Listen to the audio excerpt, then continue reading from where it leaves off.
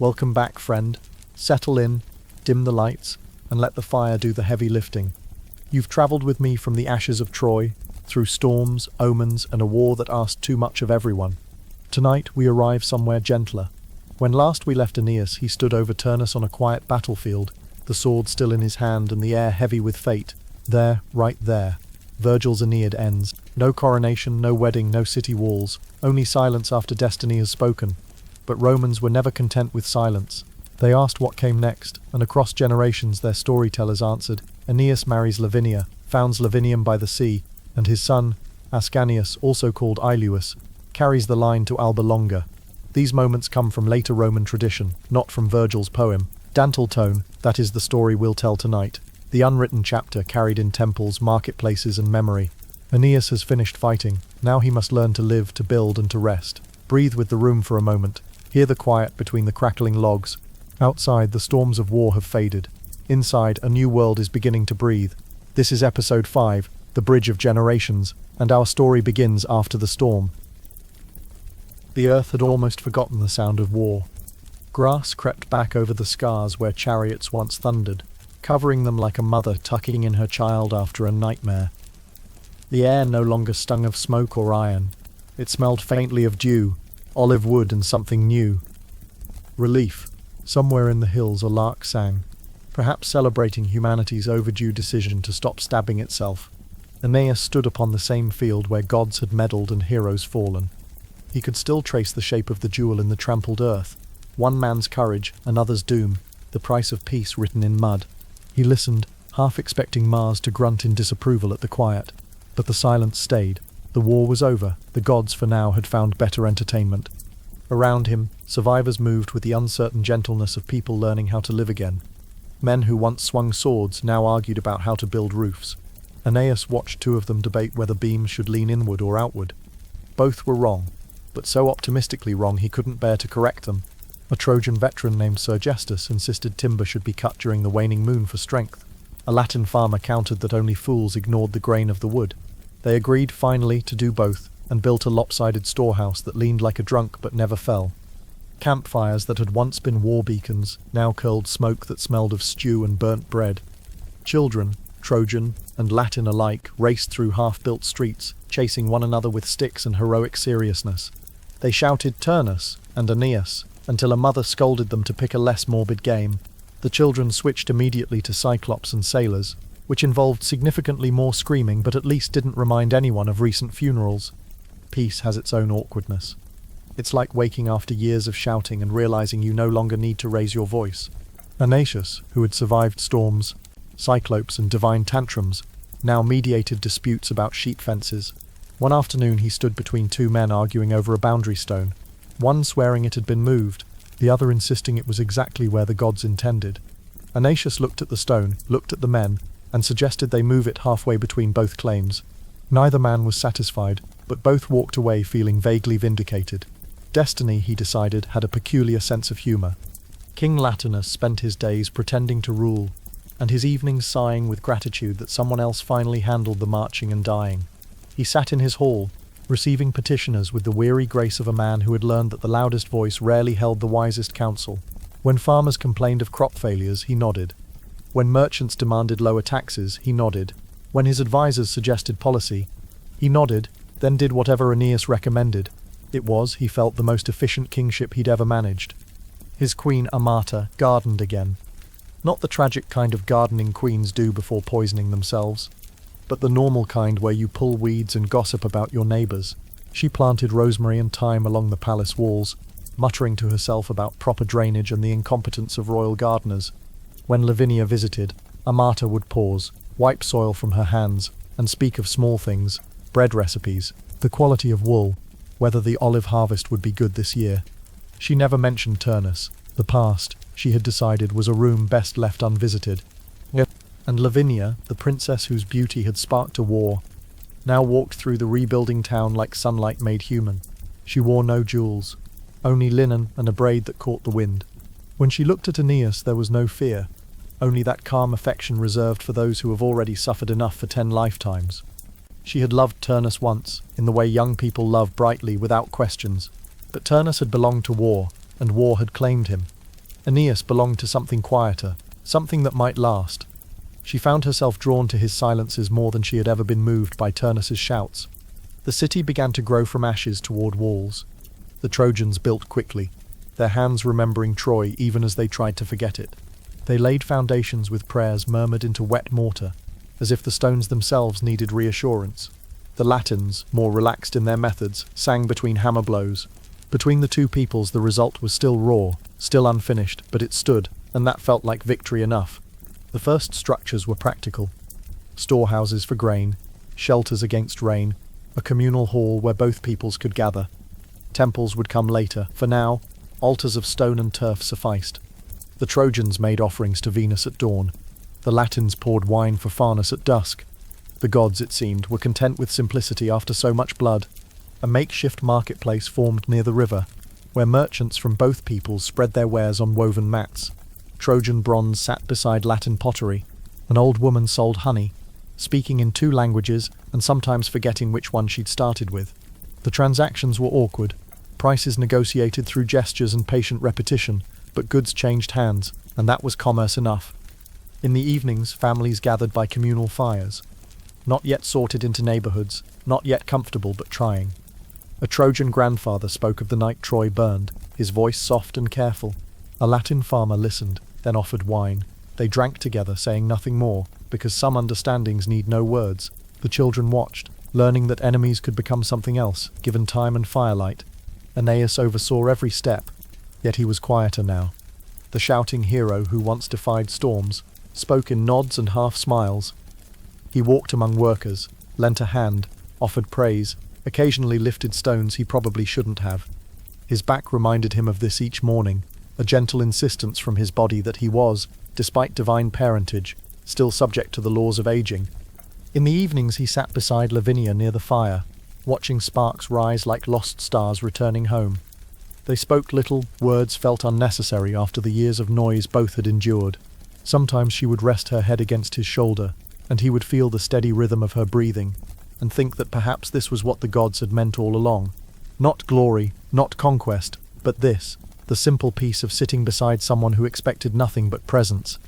Sometimes he dreamed of his father Anchises, the old man standing at the prow of their ship again, silent but proud. The dreams were not sad, only distant, like watching a play from the back of an amphitheatre. When Aeneas woke, he whispered, "We made it, father," though he was never sure whether the wind answered back or if he only imagined the sigh. Some nights he thought he heard his father's voice in the crackle of the fire. "Well done, my son. Now live." But perhaps that was only what he wished to hear. Not everyone handled peace gracefully. A few veterans complained that battle at least kept them fit. One man, a Trojan named Cloanthus, staged a practice war to keep morale up. It lasted 5 minutes before someone sprained an ankle and another accidentally set fire to a supply tent. Aeneas found it comforting, proof that humans could mismanage peace with the same enthusiasm they once brought to war. He assigned Cloanthus to oversee the olive harvest, a task that involved less fire and more patience. As Ascanius, Aeneas's son, moved through the camp with the restless energy of youth searching for purpose. The battle had given him a taste of significance. He had drawn his bow, he had heard Apollo speak, and now peace felt hollow by comparison. He trained daily with the sword, though no enemies remained. He walked the perimeter at night, watching shadows that held no threat. His father saw this restlessness and said nothing. The young always struggled with peace. It gave them nothing to fight but themselves, and that was the hardest enemy of all. One evening Ascanius joined his father by the fire. They sat in comfortable silence, the way men do when words would only clutter what is already understood. Finally, Ascanius spoke. "What do we do now?" he asked. Aeneas smiled faintly. "We build," he said. "We plant. We watch children grow. We argue about boundary stones." Ascanius frowned, unsatisfied. "That's all?" Aeneas looked at his son, seeing in his face the same hunger he had once felt. "It's everything," he said softly. "It's what all the fighting was for, so that one day we could do nothing important at all." One night he and Lavinia sat beside the fire watching the stars. The sky was impossibly clear, each constellation sharp as etched silver. "They look different here," he said. "They're the same," she answered. "We're just still long enough to see them properly." He laughed softly. It was a small, ordinary moment, but in the long mythic life of Aeneas it felt like grace. The gods had promised him a kingdom. They had not mentioned it would feel so quiet. Lavinium, the name chosen for this place, a gift to the woman beside him, began to take shape by the sea. The sound of waves was constant, a rhythm that steadied the heart. Gulls wheeled overhead, crying their harsh poetry. Fishermen brought in their nets each dawn, and though the settlement was barely more than tents and half-built walls, it felt like the beginning of something real.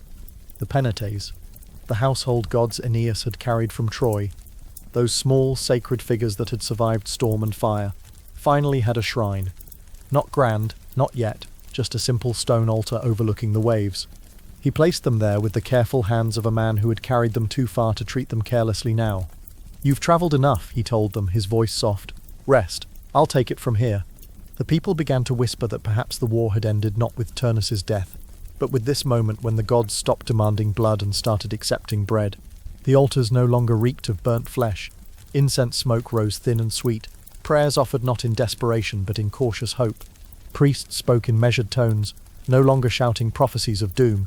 Even the omens seemed gentler, birds flew in favourable patterns, and no one had been struck by lightning in weeks, which everyone agreed was progress. The olive trees, which had witnessed so much bloodshed, now bloomed again. Their branches grew heavy with pale flowers that smelled of honey and promise. Bees hummed among them, and children played in their shade, cautiously at first, as if afraid the peace might shatter, then with growing confidence. Old women sat beneath the trees, spinning wool and speaking of small things, weather, recipes, whose daughter was marrying whom. The world, it seemed, was remembering how to be ordinary. And when the olive trees bloomed, when the worst of the grief had settled into something bearable, they decided it was time. A settlement cannot become a city until its people begin anew. Lavinia and Aeneas had walked together through the rebuilding, had stood side by side at altars, had shared bread by firelight, but they had not yet spoken vows. King Latinus himself suggested it, his voice gentle. "Let there be joy," he said. "We have earned it, I think." Aeneas looked at Lavinia, and she nodded. Not for duty alone, not for alliance, but because both had learned that life was too short to wait for perfect timing. So preparations began, quietly, purposefully, for a union that would seal peace as surely as any treaty. Women wove garlands of myrtle and laurel, their fingers working quickly. Men built an altar of white stone, smoothed by the sea, still smelling of salt.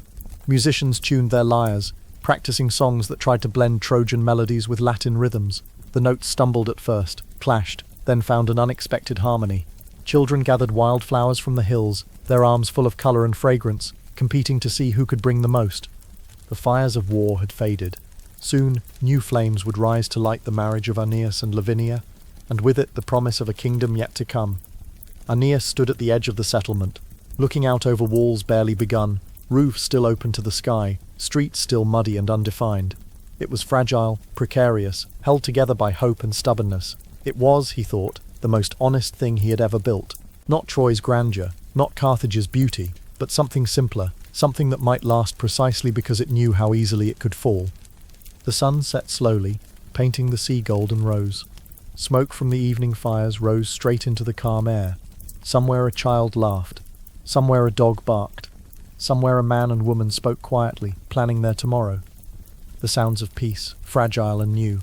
Aeneas breathed them in, held them and let them go. In 2 months' time there would be a wedding. Tonight there was only this, the quiet hum of a world learning to be gentle again. Dawn arrived without fanfare, slipping over the hills like a guest who knew it was expected. The sky turned from black to grey to pale gold, and the settlement stirred with the quiet purposefulness of people who had been awake for hours preparing. Today was the wedding. Today, 2 peoples would become one, or at least agree to try. Women had risen before first light, braiding flowers into garlands that now hung from every post and doorway. Myrtle and laurel, white roses and wild thyme, scents that made the air thick with something between prayer and perfume. The younger girls giggled as they worked, stealing glances at the men who carried benches and tables toward the central clearing. One girl whispered that Aeneas was the most handsome man she'd ever seen. Another countered that he was too old and too sad. They agreed finally that Lavinia was lucky regardless, which was the sort of diplomatic conclusion weddings inspire. King Latinus stood outside his tent, dressed in robes that had survived the war only because they'd been too ceremonial to wear into battle. He adjusted the purple hem, sighed, and wondered when exactly he'd grown old.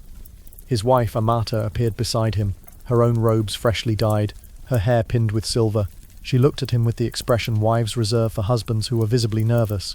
"She'll be fine," Amata said. "I know," Latinus replied. "It's not her I'm worried about. Then who? Everyone else. Amata smiled faintly. Everyone else will also be fine, eventually. In her tent, Lavinia sat very still while attendants fussed over her.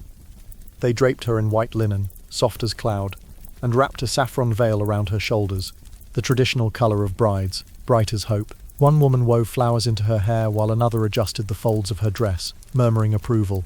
Lavinia said nothing.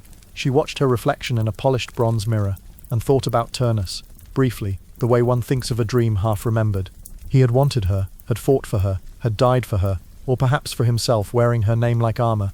She had mourned him, truly, but mourning eventually exhausts itself. What remained now was not love but a kind of gentle sorrow, like the ache of an old wound when rain is coming. A reflective tone, she knew, did not carry that kind of fire. He burned differently, steadier, quieter, the kind of flame that lasted through winter. He had lost as much as she had, perhaps more. His first wife, his city, his father, the long years wandering, all of it written in the lines around his eyes. When he looked at her, she saw no conquest, no possession, only the weary gratitude of a man who had stopped expecting kindness and was surprised to find it anyway. One of the attendants stepped back, satisfied. "You look like a goddess," she said.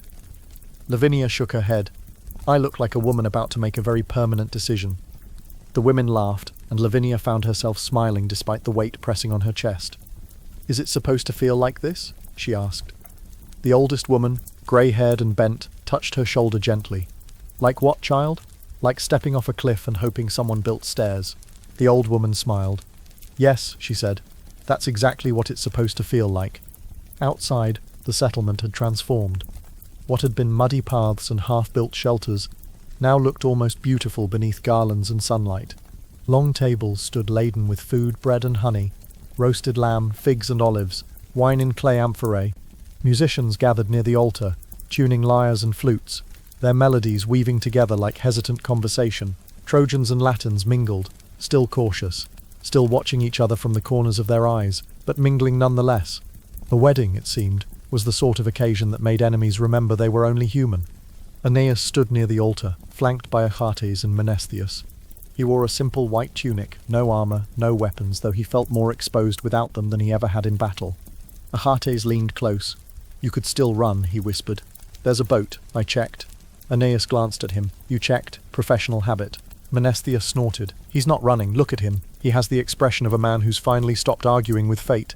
Aeneas said nothing, because Menesthius was right. He had spent years fleeing, fighting, insisting that destiny bend to his will. Now standing here, waiting for Lavinia, he felt something unfamiliar settle in his chest. Not resignation, but acceptance. The difference, he was learning, was everything. The musicians began to play, and the crowd turned. Lavinia emerged from her tent, her father beside her, her mother a step behind. The saffron veil caught the light, turning her into something between woman and myth. She walked slowly, each step measured, her eyes fixed ahead. Aeneas watched her approach and felt time bend strangely. She was walking toward him, but also away from something, and he understood that every step forward required leaving something behind. Turnus's ghost walked beside her, perhaps, or the girl she'd been before war taught her what loss tasted like. He did not begrudge her that.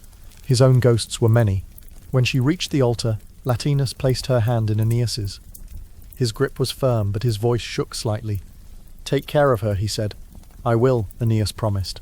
Latinus nodded, stepped back, and Amata took his arm. Both parents stood watching, neither quite ready to let go, but knowing they must. That, Aeneas thought, was what parenthood looked like in its final form, the act of releasing what you loved most into the world, and trusting it would survive without you. The priest, a Latin elder named Caecus, stepped forward. He was ancient, his beard long and white, his voice reedy but steady. He raised his hands, and the crowd fell silent. "We gather," he began, "not as Trojans or Latins, but as witnesses, 2 peoples, 1 future, 2 lives, 1 path. What the gods have woven, let no man unravel." The words were simple, older than memory, and they settled over the gathering like a blessing. Caecus turned to Aeneas. "Do you take this woman, Lavinia, daughter of Latinus, as your wife? Do you promise to honour her, to protect her, to build beside her a life worthy of the gods' patience?"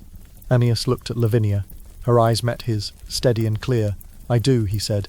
His voice did not waver. The priest turned to Lavinia. "Do you take this man, Aeneas, son of Venus and Anchises, as your husband? Do you promise to stand beside him, to share his burdens, to weave your life with his until the thread is cut?" Lavinia hesitated, not from doubt but from the weight of the moment. Then she spoke, her voice soft but certain. "I do." The priest smiled. "Then by the authority granted by the gods and witnessed by your people, I name you husband and wife. Let the earth remember this union. Let the sky bear witness." He lifted a cup of wine, poured a measure onto the ground as offering, then handed it to Aeneas. Aeneas drank, then passed it to Lavinia. She drank, and when she lowered the cup, her lips were stained red as pomegranate seeds. It was done. The crowd erupted. Not in wild celebration, but in something warmer and quieter. Applause, yes, but also sighs of relief, murmurs of approval, the collective exhale of people who had worried this moment might never come. Musicians struck up a melody, joyful and bright, and children darted forward to throw petals at the couple's feet. Aeneas took Lavinia's hand, and she squeezed his fingers gently. They turned together to face the crowd, and for the first time in years, Aeneas felt something like joy, small, fragile, but unmistakably real. The feast began in earnest. Tables groaned under the weight of food and wine. Men toasted with cups raised high, shouting blessings in 2 languages. Women danced, their movements blending Trojan grace with Latin energy, creating something new in the synthesis. Children ran between tables, stealing honeycakes and laughing when caught. Even the dogs seemed to sense the occasion, wagging their tails and begging scraps with unusual dignity. A gentle humour, already 3 cups deep into the wine, stood on a bench and declared that Aeneas was the bravest man he knew, not because he fought Turnus, but because he's marrying a woman smarter than him. The crowd roared with laughter. Lavinia raised an eyebrow. "Only marrying," she said. "I thought that was established." Aeneas grinned. "She makes an excellent point." Aeneas bowed, conceding defeat, and fell off the bench to further applause. As the sun climbed higher, the celebration softened into something quieter.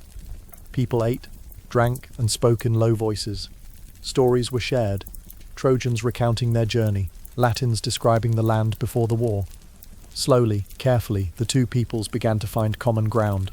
The Trojan sailor discovered that a Latin fisherman knew the same songs, just with different words. A Latin farmer learned that Trojan olive cultivation was not so different from his own.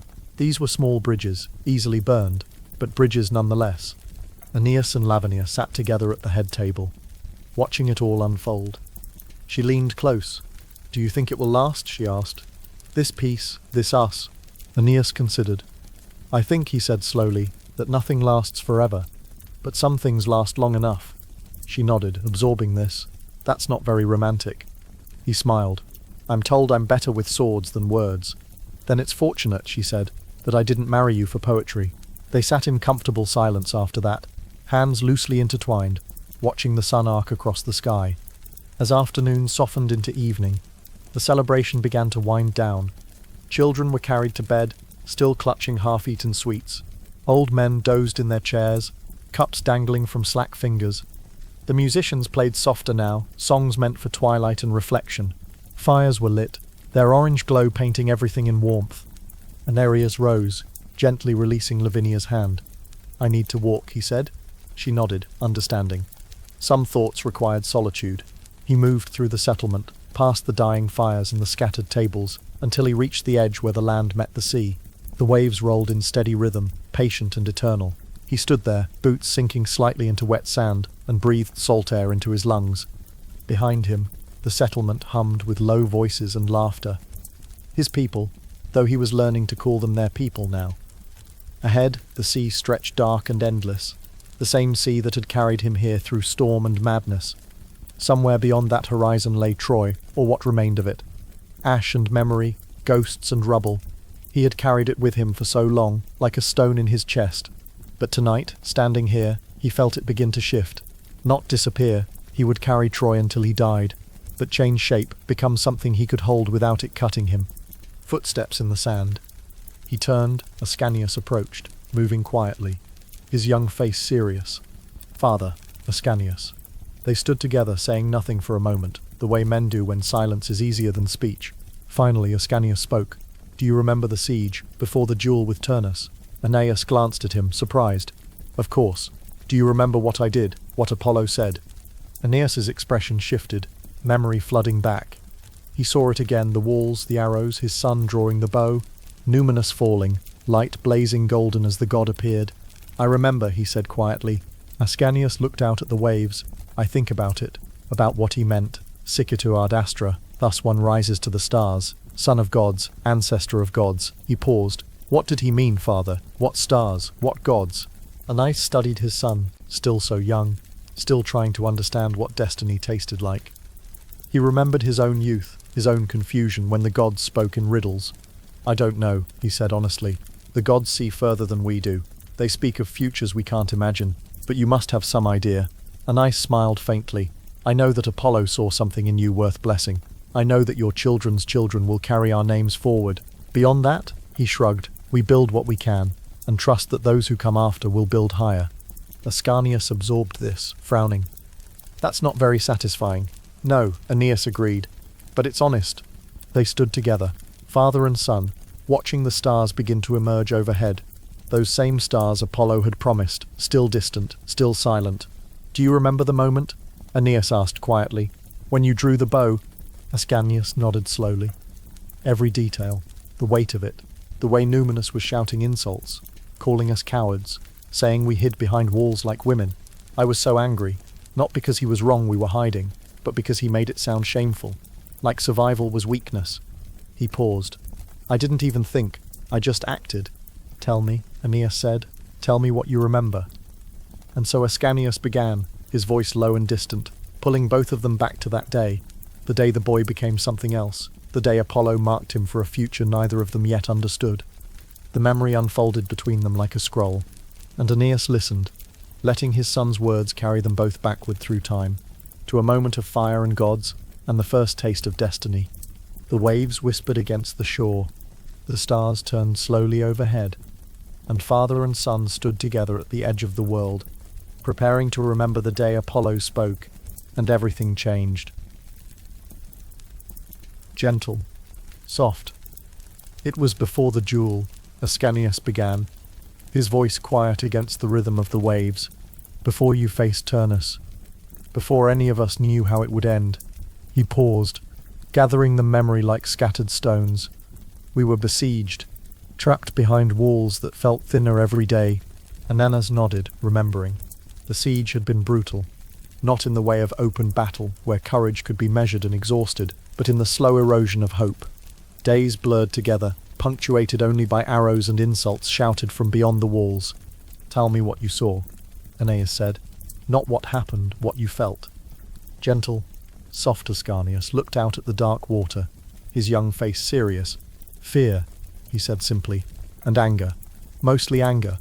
The memory pulled them both backward, and the beach faded. In its place rose wooden walls, smoke-stained and scarred. The air tasted of ash and sweat. The sun beat down mercilessly, turning armor into ovens and patience into vapor. Ascanius stood on the ramparts, bow in hand, watching the Latin forces beyond. They were too far for arrows, close enough for words, and Numanus, Turnus's brother-in-law, married to his youngest sister, paced before the gates like a man delivering a sermon. He was tall, numinous, and handsome in the way that young warriors often are before war teaches them humility. His armor gleamed, his voice carried clearly, designed to wound where arrows could not reach. Trojans, Numanus called, his tone dripping with contempt. Twice conquered. Is this how heroes live, cowering behind walls like women, hiding from real warriors? He laughed, and the sound rolled across the field like thunder meant to mock. Ascanius felt his hands tighten on the bow. Around him, Trojan soldiers shifted uncomfortably. Some looked away, others stared at the ground, jaws clenched. The words stung because they carried the weight of truth. Not that the Trojans were cowards, but that survival often looked like cowardice to those who had never lost everything. Numanus continued, warming to his audience. You dress like women, with your perfumed hair and dyed tunics. You dance instead of fight. Your Phrygian caps mark you for what you are, soft, weak, unworthy of this land. Go back to your ships if they still float. Go back to your burning city and leave Italy to men who know how to hold it. The insults were old, worn smooth by repetition. Trojans had heard them before, every harbour they'd landed in, every shore that refused them. The words should have lost their power, but hunger and exhaustion had made the men brittle, and even blunt weapons can break brittle things. Ascanius looked at his father, who stood nearby, silent and still. Aeneas's face showed nothing, not anger, not shame, only the terrible patience of a man who had learnt that some battles cannot be won with words. But in his son's chest, something else burned. Not patience, not wisdom, just the hot, bright anger of youth that has not yet learned when silence is strength. Gentle, soft. "Father," Ascanius whispered. Aeneas turned, saw the bow in his son's hands, the fury in his eyes. For a moment their gazes held. Aeneas opened his mouth, perhaps to forbid, perhaps to permit, but Ascanius was already moving. He notched an arrow, drew the string back to his ear. The bow was heavier than he'd expected, or perhaps his arms trembled with something other than weakness. The world narrowed to a single point, numinous, still shouting, still laughing, still unaware that the gods had already finished writing his story. Time stretched thin. Ascanius breathed out slowly, the way his father had taught him. Aim not where they are, but where they'll be. Lead the target, trust the shaft. Numinous took a step forward, gesturing broadly, and in that heartbeat of motion, Ascanius released.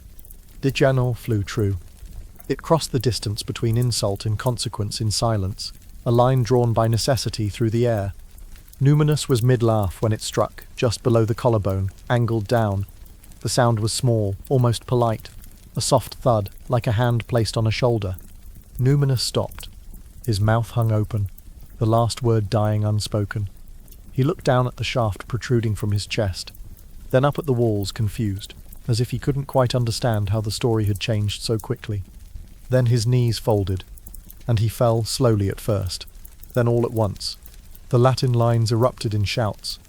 Warriors rushed forward to catch him, but he was already beyond catching. By the time they laid him in the grass, his eyes had glazed, seeing nothing, seeing everything. Gentle on the ramparts. Silence fell like snow.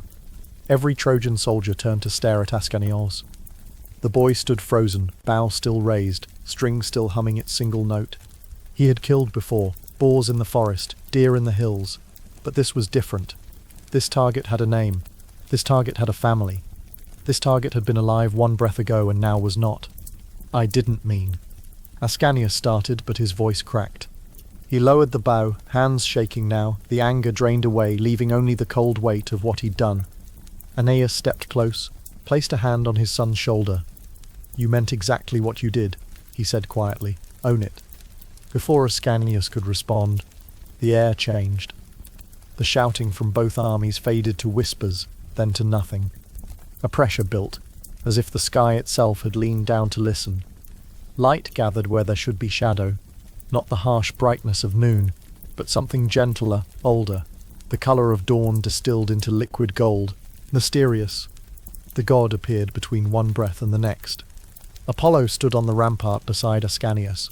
Though stood was too simple a word for what gods did.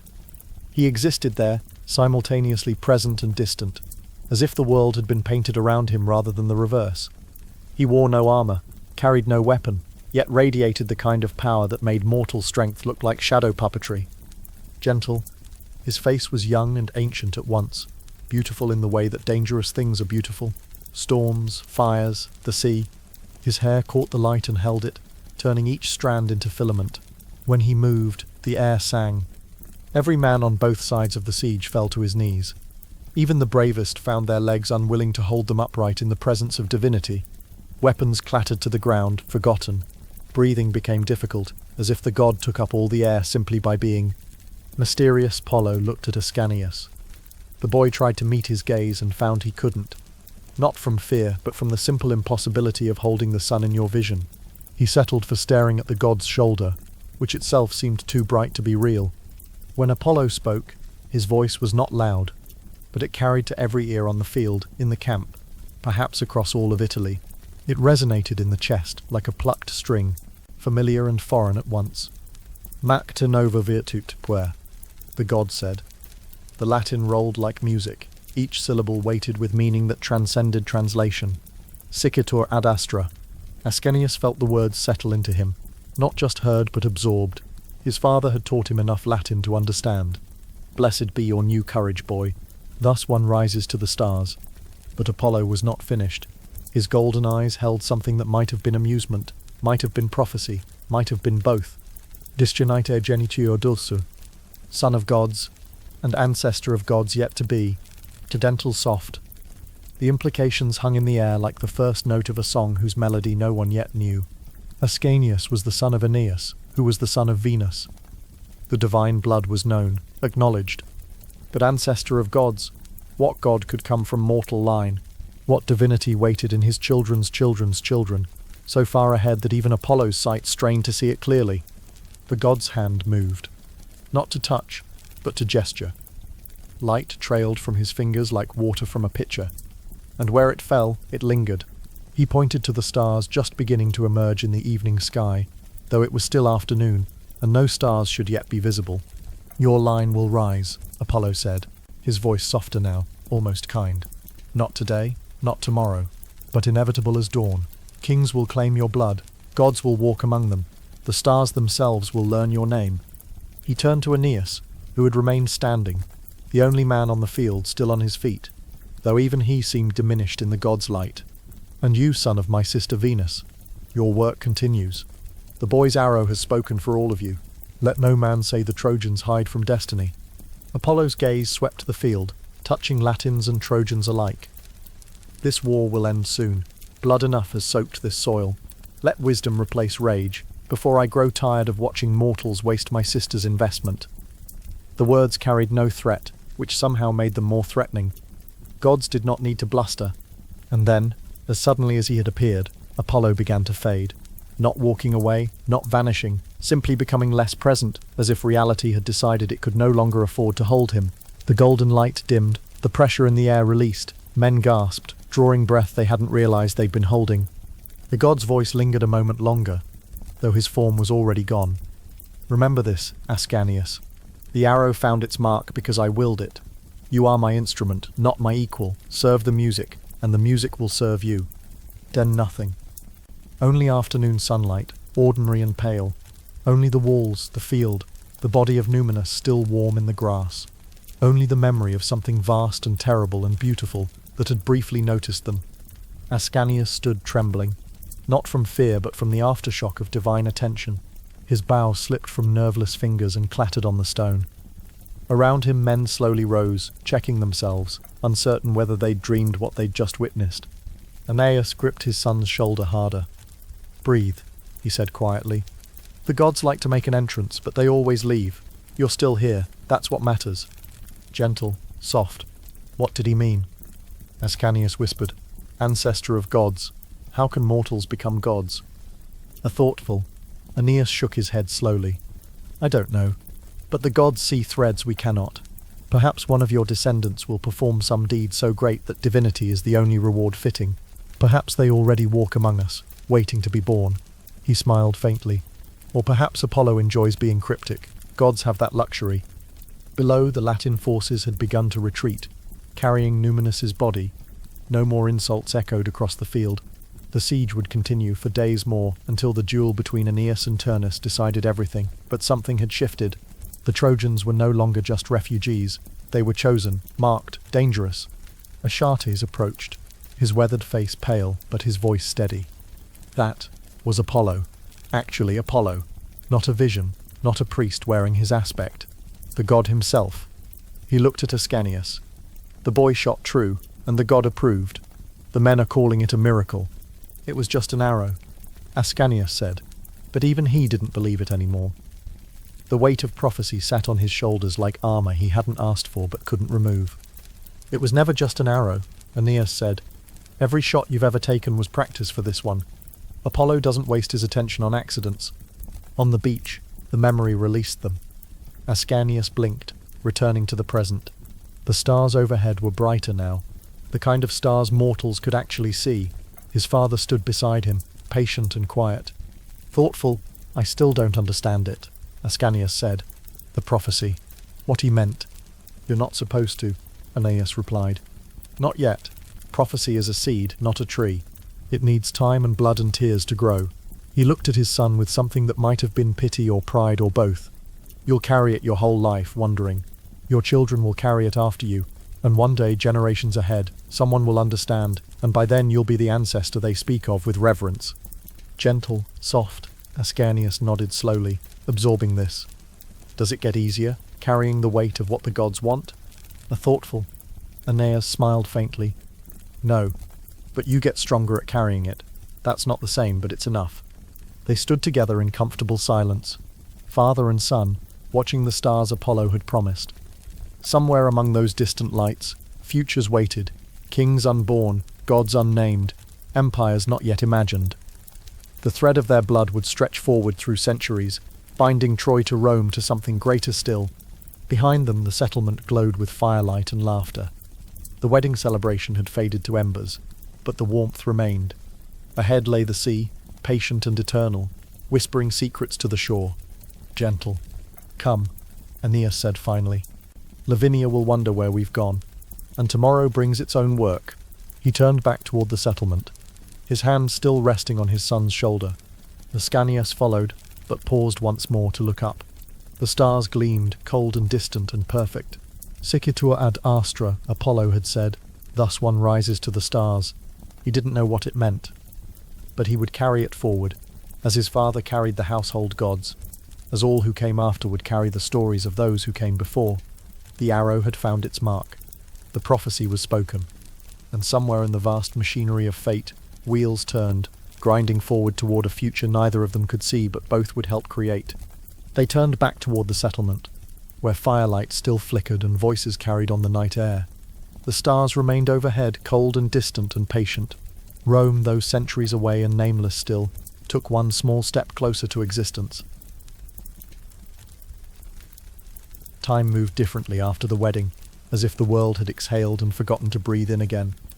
Days folded into weeks, weeks into months, and the settlement grew. Not dramatically, but with the steady patience of grass reclaiming a battlefield.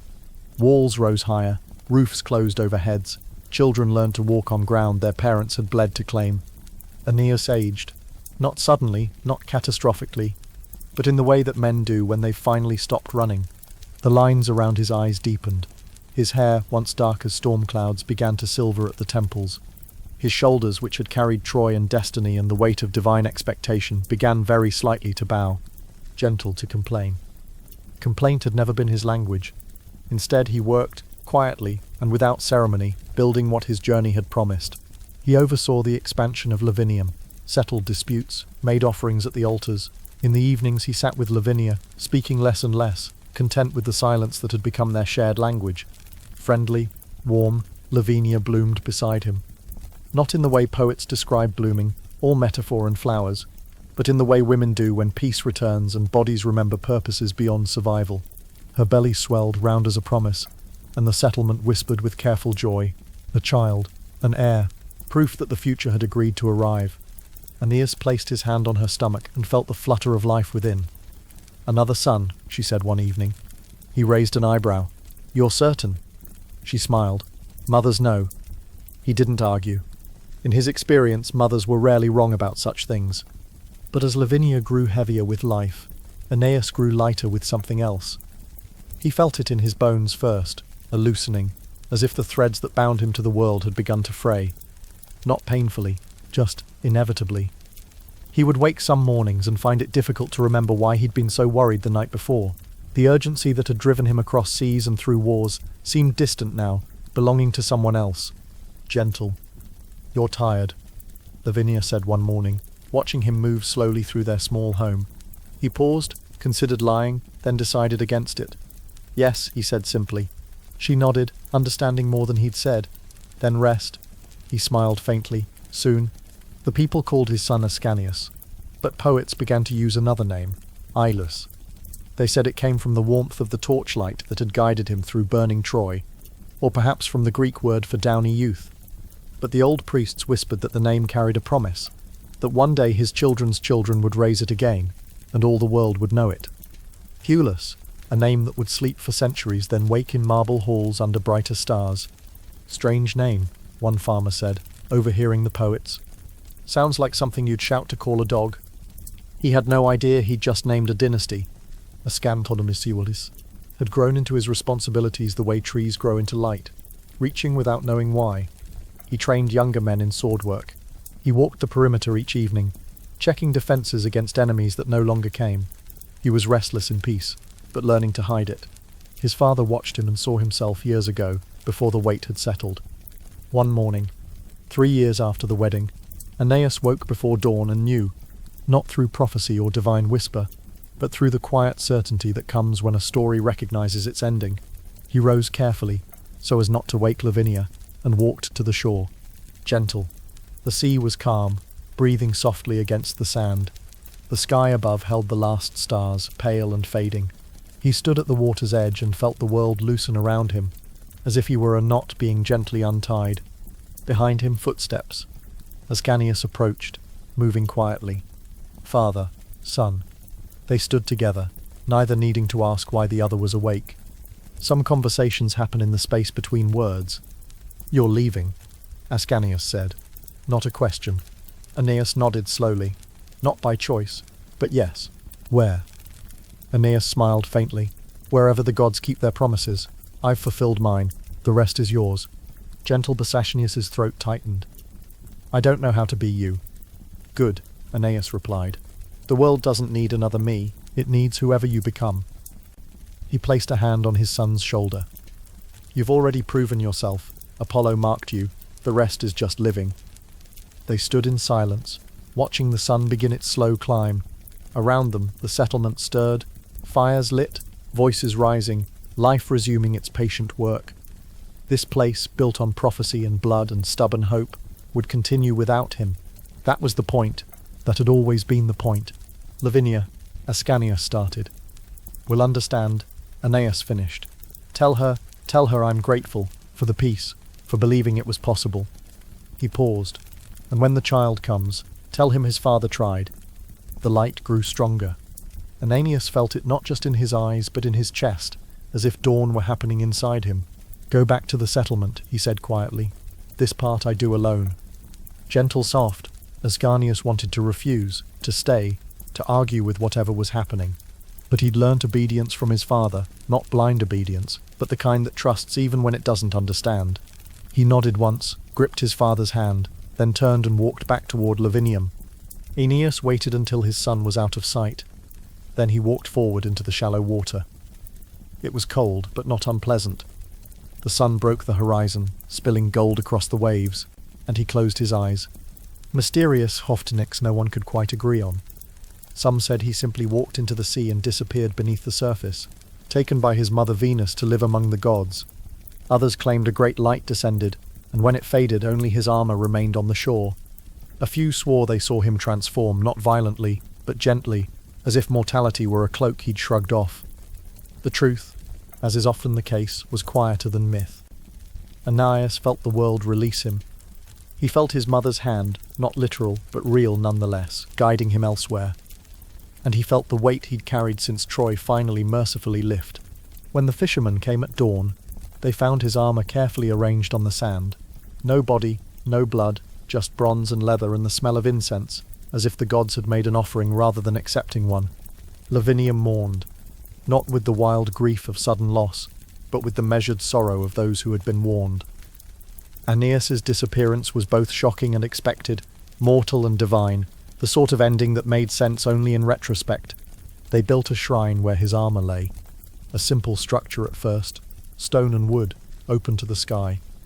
They placed offerings there, wine, bread, flowers, and they whispered prayers, not to Aeneas the man, but to something else, something new. The priest spoke carefully at first, testing the words. Jupiter Indiges, they called him. The local Jupiter. Jupiter of this place. Not the great sky father ruling from Olympus, but a smaller divinity, a god bound to Lavinium and those who dwelt there. A protector who had been mortal once, and remembered what that meant. The name stuck. Within months, farmers prayed to Jupiter Indiges for good harvests. Mothers asked his blessing for their children. Warriors sought his favor before training. The man Aeneas faded into memory. The god remained. Gentle, Lavinia stood before the shrine often, her belly heavy with the child her husband would never meet. She didn't weep. Tears had been used up during the war. Instead she spoke quietly, as if Aeneas might still hear. You promised you'd meet him, she said once. I suppose you still will, just not the way I'd hoped. The child came 2 months later. On a night when autumn had just begun to whisper about winter, Lavinia's labour was long but not difficult, attended by women who knew their work. When the baby finally emerged, squalling and red and gloriously alive, They wrapped him in linen and placed him in his mother's arms. A son, the midwife confirmed. Healthy, strong. Lavinia looked down at the tiny face, searching for traces of Aeneas and finding them: the shape of his brow, the set of his mouth. "Your name," she whispered. "What should your name be?" Gentle, she thought of her husband, disappearing into light. She thought of the shrine they'd built, the prayers they offered, and she thought of what came next: the uncertainty, the political maneuvering, the delicate balance between Ascanius's right to rule and this child's claim to legacy. "Thoughtful, Silvius," she said suddenly. The women attending her looked confused. "My lady?" "Silvius," Lavinia repeated, more certain now.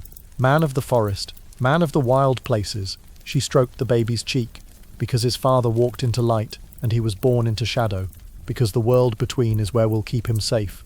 The name was odd, but it held. Silvius.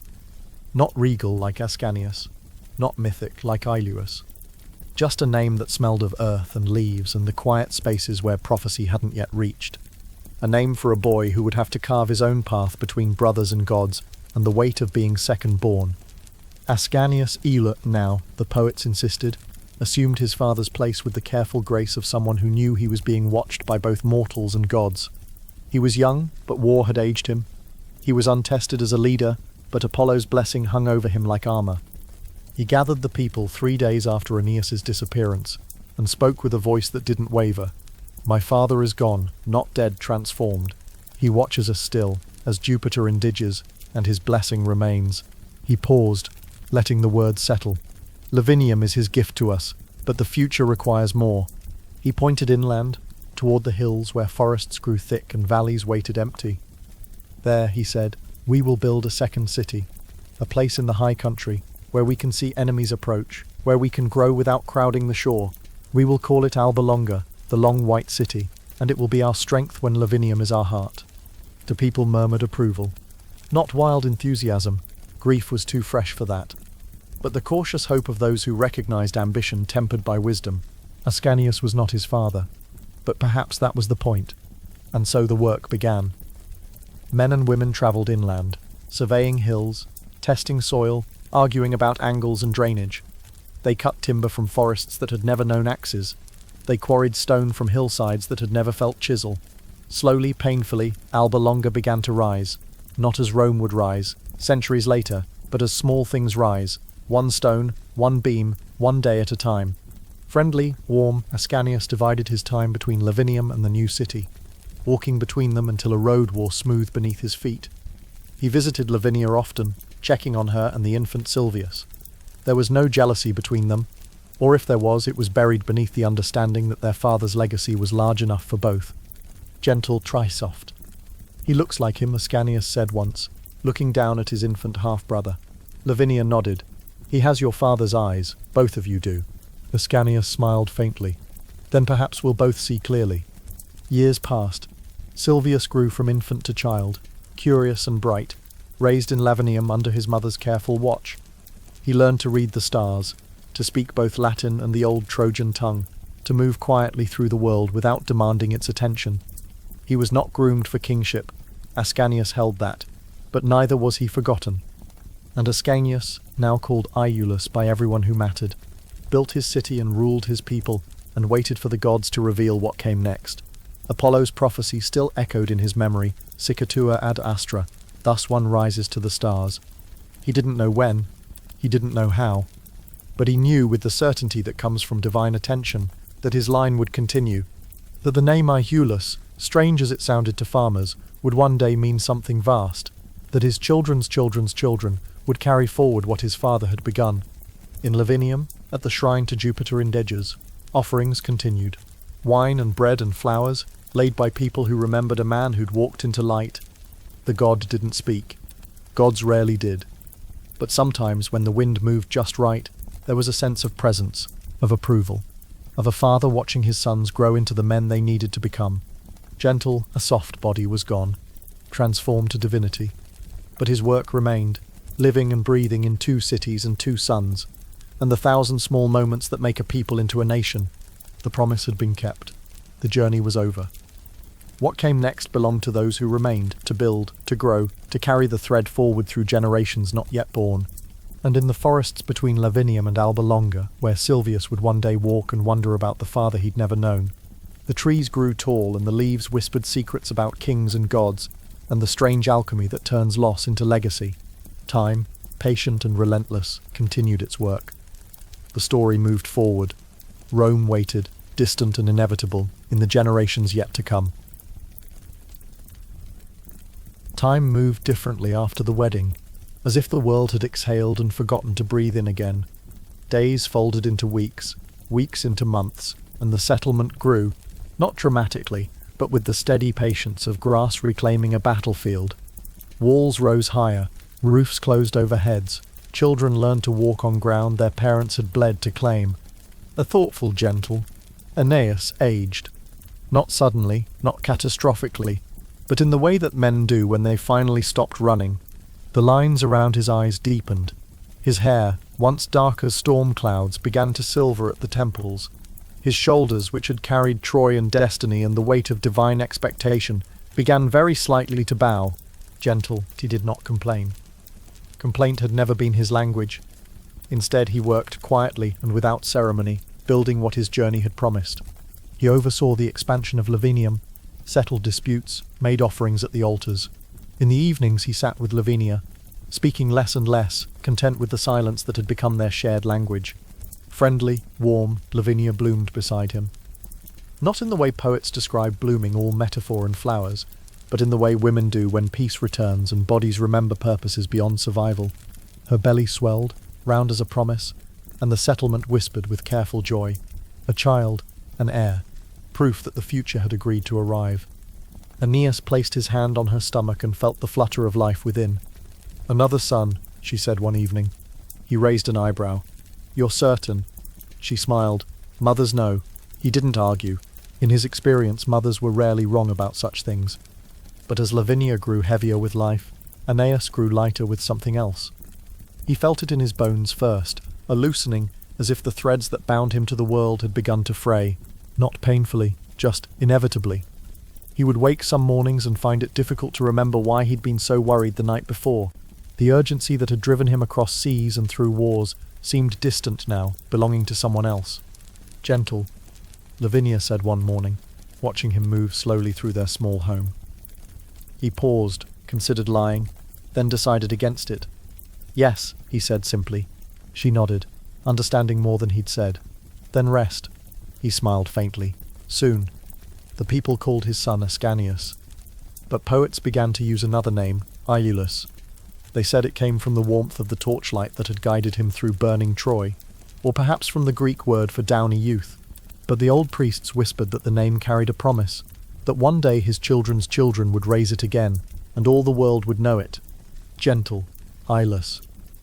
A name that would sleep for centuries, then wake in marble halls under brighter stars. "Strange name," one farmer said, overhearing the poets. "Sounds like something you'd shout to call a dog." He had no idea he'd just named a dynasty. Ascanius Iulus had grown into his responsibilities the way trees grow into light, reaching without knowing why. He trained younger men in sword work. He walked the perimeter each evening, checking defenses against enemies that no longer came. He was restless in peace, but learning to hide it. His father watched him and saw himself years ago, before the weight had settled. One morning, 3 years after the wedding, Aeneas woke before dawn and knew, not through prophecy or divine whisper, but through the quiet certainty that comes when a story recognizes its ending. He rose carefully, so as not to wake Lavinia, and walked to the shore. The sea was calm, breathing softly against the sand. The sky above held the last stars, pale and fading. He stood at the water's edge and felt the world loosen around him, as if he were a knot being gently untied. Behind him, footsteps. Ascanius approached, moving quietly. Father, son. They stood together, neither needing to ask why the other was awake. Some conversations happen in the space between words. "You're leaving," Ascanius said. Not a question. Aeneas nodded slowly, not by choice, but yes. "Where?" Aeneas smiled faintly. "Wherever the gods keep their promises. I've fulfilled mine. The rest is yours." Gentle, Ascanius's throat tightened. "I don't know how to be you." "Good," Aeneas replied. "The world doesn't need another me. It needs whoever you become." He placed a hand on his son's shoulder. "You've already proven yourself. Apollo marked you. The rest is just living." They stood in silence, watching the sun begin its slow climb. Around them the settlement stirred, fires lit, voices rising, life resuming its patient work. This place, built on prophecy and blood and stubborn hope, would continue without him. That was the point. That had always been the point. "Lavinia," Ascanius started. "Will understand." Aeneas finished. Tell her I'm grateful for the peace, for believing it was possible." He paused. "And when the child comes, tell him his father tried." The light grew stronger. Aeneas felt it not just in his eyes but in his chest, as if dawn were happening inside him. "Go back to the settlement," he said quietly. "This part I do alone." Gentle, soft Ascanius wanted to refuse, to stay, to argue with whatever was happening. But he'd learnt obedience from his father, not blind obedience, but the kind that trusts even when it doesn't understand. He nodded once, gripped his father's hand, then turned and walked back toward Lavinium. Aeneas waited until his son was out of sight. Then he walked forward into the shallow water. It was cold, but not unpleasant. The sun broke the horizon, spilling gold across the waves, and he closed his eyes. What happened next, no one could quite agree on. Some said he simply walked into the sea and disappeared beneath the surface, taken by his mother Venus to live among the gods. Others claimed a great light descended, and when it faded, only his armor remained on the shore. A few swore they saw him transform, not violently, but gently, as if mortality were a cloak he'd shrugged off. The truth, as is often the case, was quieter than myth. Aeneas felt the world release him. He felt his mother's hand, not literal, but real nonetheless, guiding him elsewhere. And he felt the weight he'd carried since Troy finally mercifully lift. When the fishermen came at dawn, they found his armor carefully arranged on the sand. No body, no blood, just bronze and leather, and the smell of incense, as if the gods had made an offering rather than accepting one. Lavinium mourned. Not with the wild grief of sudden loss, but with the measured sorrow of those who had been warned. Aeneas's disappearance was both shocking and expected, mortal and divine, the sort of ending that made sense only in retrospect. Gentle. They built a shrine where his armor lay. A simple structure at first, stone and wood, open to the sky. They placed offerings there, wine, bread, flowers, and they whispered prayers not to Aeneas the man, but to something else, something new. The priests spoke carefully at first, testing the words. Jupiter Indiges, they called him. The local Jupiter. Jupiter of this place. Not the great sky father ruling from Olympus, but a smaller divinity, a god bound to Lavinium and those who dwelt there, a protector who had been mortal once and remembered what that meant. The name stuck. Within months, farmers prayed to Jupiter Indiges for good harvests. Mothers asked his blessing for their children. Warriors sought his favor before training. The man Aeneas faded into memory. The god remained. Gentle Alba Lavinia stood before the shrine often, her belly heavy with the child her husband would never meet. She didn't weep. Tears had been used up during the war. Instead, she spoke quietly, as if Aeneas might still hear. "You promised you'd meet him," she said once. "I suppose you still will, just not the way I'd hoped." But as the weeks passed and her body grew heavier, Lavinia felt the air change. Not openly. No one threatened her, no one spoke harshly. But power's transition makes even gentle men dangerous through their followers' ambitions. Questions whispered through the settlement. Who would the child be? What claim might he have? Would Ascanius share the throne, or would succession split what Aeneas had united? Lavinia knew her stepson's heart. Ascanius was not cruel, but she also knew that kings do not always control the men who claim to serve them. And she knew that infants are fragile, easily lost to fever or accident, or to the convenience of those who fear divided loyalties. So she made a choice. She gathered a few trusted women, claimed she needed rest away from the grief-heavy settlement, and withdrew to her family's old holdings in the forest hills east of Lavinium, the stone house beneath oak trees, where her mother had been born, where the air smelled of moss and quiet. Gentle, Ascanius did not stop her. Perhaps he understood, perhaps he was relieved. When she left, he embraced her carefully, mindful of her belly, and said only, "Send word when the child comes. He is my brother. He will be safe."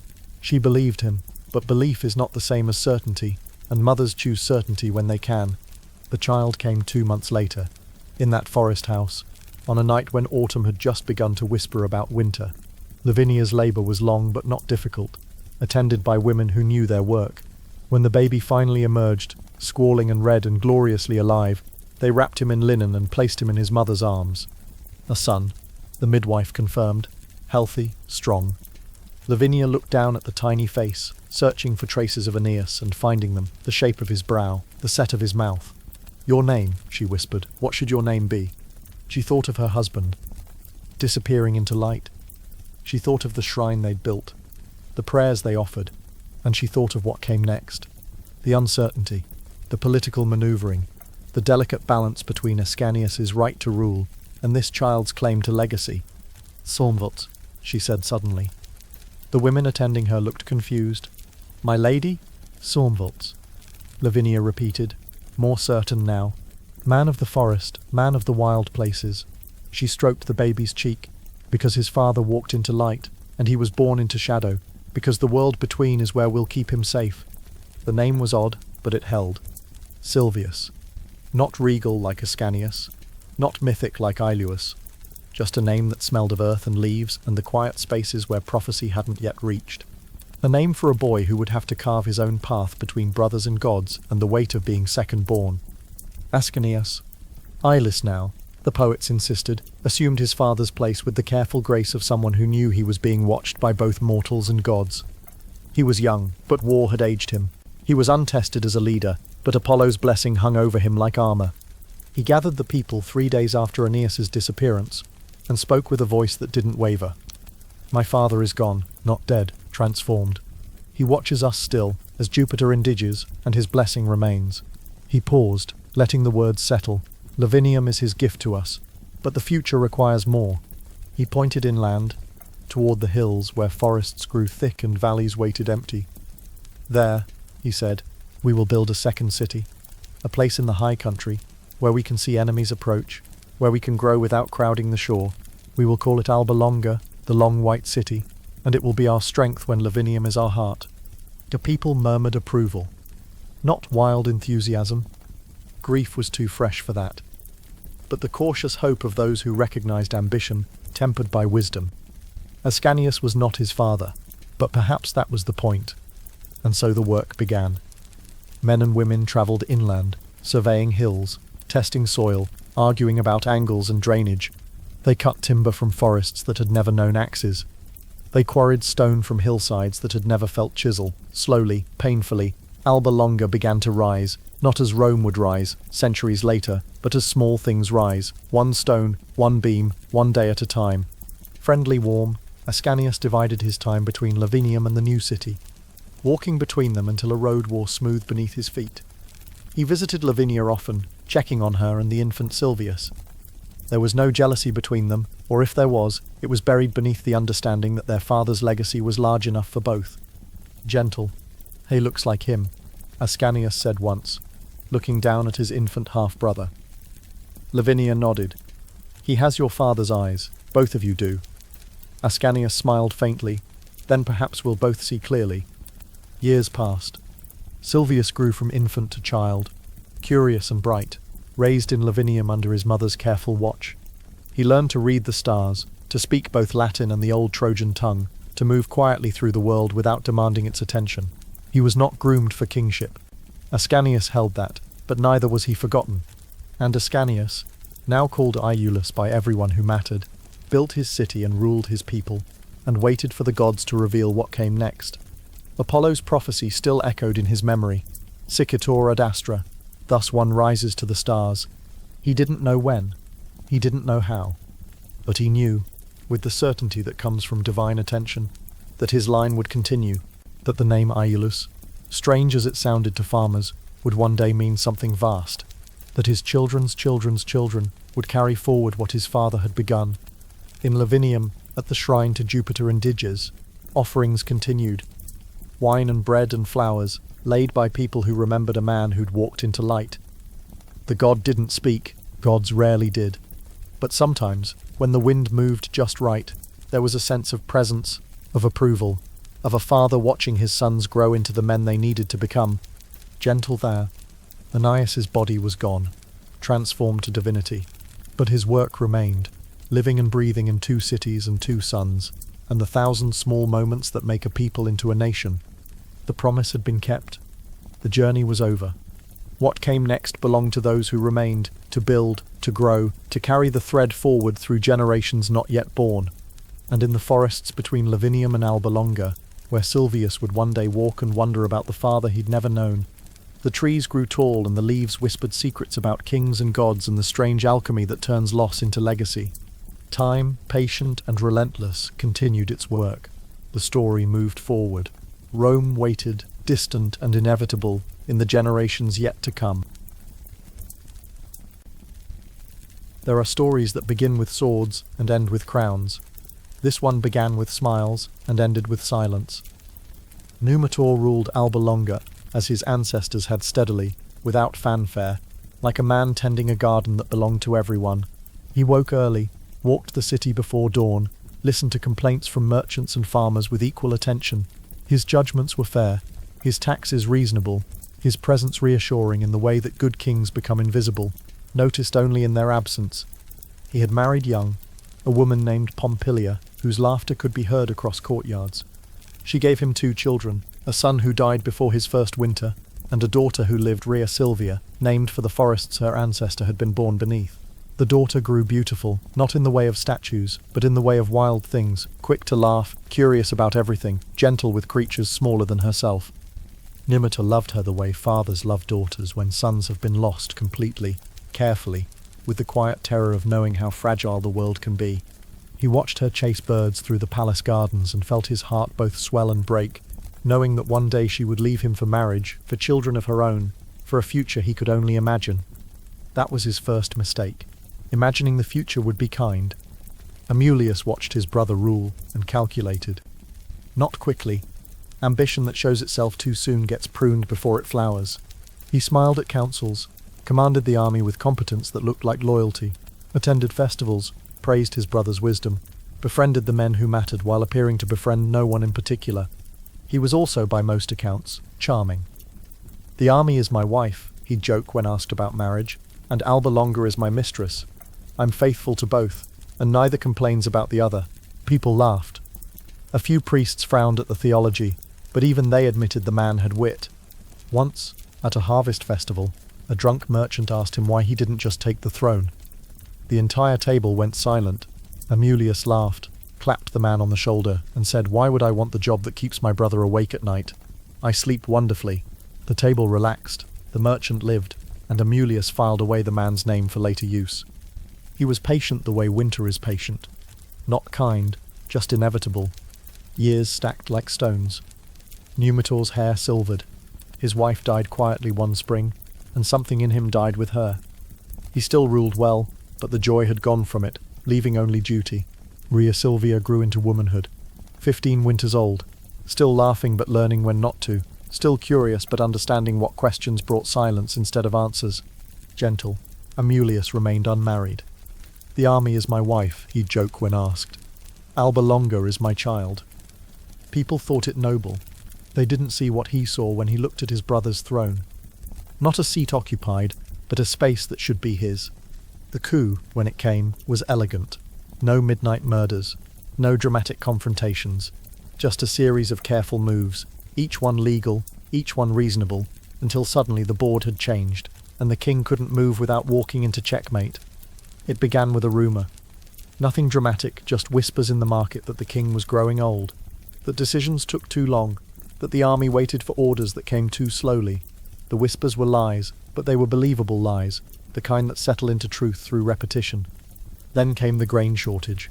Not a real one. Amulius had quietly bought up the harvest from neighbouring towns and stored it under military guard. When prices rose and people complained, he stepped forward with a solution. Grain from the army's stores, distributed freely, a gift from the general who cared for his people. Numitor watched this and understood too late. By the time he moved to counter it, Amulius had already secured the loyalty of the city guard, the merchants, the priests. Not through force, through favours, through debts called due, through the slow accumulation of obligations that look like friendships until they're pulled taut. The final move came on a market day, when the city was full and the king visible. Amulius arrived with his soldiers, not many, just enough, and made a simple announcement. "The king is tired. He has served well, but service has a natural end. For the good of Alba Longa, for the stability we all cherish, I am assuming the throne. Numitor will retire with honor, with lands, with the respect he deserves. No blood will be shed, no family will be broken. This is not conquest, this is transition. The crowd murmured. Not in outrage, in confusion. Because Amulius was right that Numitor looked tired. Because the grain shortage had been solved by Amulius, not by the king. Because change, when it comes peacefully, feels almost reasonable. Numitor stood on the palace steps and felt the ground shift beneath him. He could fight.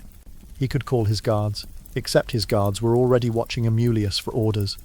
He could appeal to the people, except the people were fed, safe, uncertain. He could die a hero or live a prisoner. He chose life, not for himself. He was tired, and death held no fear, but for Rhea Silvia, standing behind him, her hand gripping his arm, her eyes wide with understanding that came too quickly for 15. Gentle, soft, I yield, Numitor said quietly, for Alba Longa's peace. The words tasted like ash, but he spoke them anyway. Amulius smiled. The people will remember your grace, he said, as if grace were a choice and not a cage. They gave Numitor a villa in the countryside, not prison. He could walk the hills, tend a small garden, receive visitors if they weren't too many or too important. It was comfortable exile, the kind that looks like respect from a distance. Rhea Silvia went with him. She had no choice in that either. For the first months, Numitor seemed content, or perhaps just defeated. He walked in the mornings, read scrolls in the afternoons, spoke little. Rhea Silvia watched her father fade the way candles fade, not blown out, just slowly consumed by the act of burning. Gentle. She tried to bring him back. She told jokes that once made him laugh. She asked questions about history, about law, about the dynasty's long thread. Sometimes he answered. More often he just smiled and touched her hair and said, "You remind me of your mother." In Alba Longa, Amulius ruled. And ruling, he discovered what ambitious men always discover, that wanting power and wielding it are different animals, and the second one has teeth. The grain reappeared. The treasury, which Numitor had left healthy, began to thin under military expenses. The people who had welcomed change began to remember the old king with something that looked suspiciously like longing. And at night, when Amulius lay alone in the palace that had belonged to his brother, he felt the weight of the crown and wondered if he'd stolen a treasure or a curse. But he'd come too far to turn back. Ambition doesn't know reverse. It only understands forward, even when forward is off a cliff. And in that forward motion, Amulius made a calculation. Numitor was not the threat. The old king was broken, harmless, fading. But Rhea Silvia was young, beautiful, beloved. She could marry. She could have sons. Sons with a claim to the throne. Sons around whom rebels could rally. Sons who would be everything Amulius had worked to prevent. He couldn't kill her. That would make her a martyr. But he could ensure she never had sons. There were ways, traditional ways, religious ways that even looked pious. When the summons came, Rhea Silvia was in the garden with her father, reading aloud from a scroll about the Trojan War. She stopped mid-sentence at the sight of the soldiers. Not many, 3, politely armed, apologetically present. "The king requests your return to Alba Longa," their captain said.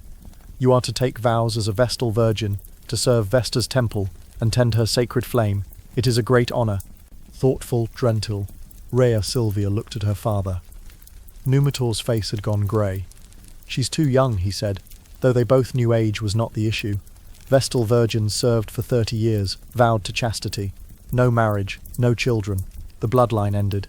"The king insists," the captain said. Not apologetic anymore, just certain. Rhea Silvia stood slowly, carefully marking her place in the scroll as if she might return to it. She looked at her father and saw something break behind his eyes, the last piece of the king he'd been, crumbling into the old man he'd become. "Gentle, soft white," she said quietly, "I'll be all right." The lie sat between them like a gift neither wanted to open. Thoughtful, Rhea, Numitor started, but she shook her head. "If I resist, he'll find another way. This way I'm alive. This way you're safe." She kissed his forehead. "Vesta's temple isn't prison. I'll tend the flame. I'll survive." Another lie, kinder than the first. The soldiers escorted her back to Alba Longa. She didn't look back.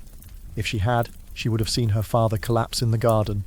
hands clutching the scroll she'd been reading, body shaking with sobs he'd held back since the day his brother stole his throne. The Temple of Vesta stood at Alba Longa's heart, a circular building of white stone where 6 virgins tended the sacred flame. It never went out. Tradition claimed that Rome's future depended on its burning, though Rome didn't exist yet, and the flame was older than memory. Gentle Vria Silvia was initiated with ceremony that felt more like burial. They cut her hair, dressed her in white, made her swear oaths to the goddess, to chastity, to 30 years of service. The other Vestals welcomed her kindly. They had no malice, only sympathy. They too had been chosen for reasons that had nothing to do with devotion. She learned the rituals, tending the flame, mixing sacred salt cakes, carrying water from the spring in clay jars. The work was simple, repetitive, almost meditative. In another life, she might have found peace in it. But at night, alone in her small room, she would think of her father growing old in exile, of the dynasty's thread stretched so thin it barely existed, of the life she would never live, children unborn, love unexperienced, the future her ancestors had fought for, now locked behind vows she hadn't wanted to take. Amulius visited the temple occasionally, always with gifts, always with compliments for the Vestal's service. When he looked at Rhea Silvia, his eyes held satisfaction barely disguised as respect. He had won completely. The bloodline was severed, the throne was secure. He didn't know, couldn't know that gods have their own plans, and mortal cleverness is just noise to them. He didn't know that some threads refuse to break no matter how hard you pull. He didn't know that the very act of trying to end prophecy often fulfills it. Mysterious, gentle. In Lavinium, at the old shrine to Jupiter Indiges, the offerings continued, fewer each year, but constant, and sometimes, when priestesses prayed for the dynasty's continuation, they felt something like attention, brief, distant, but real. The gods were watching.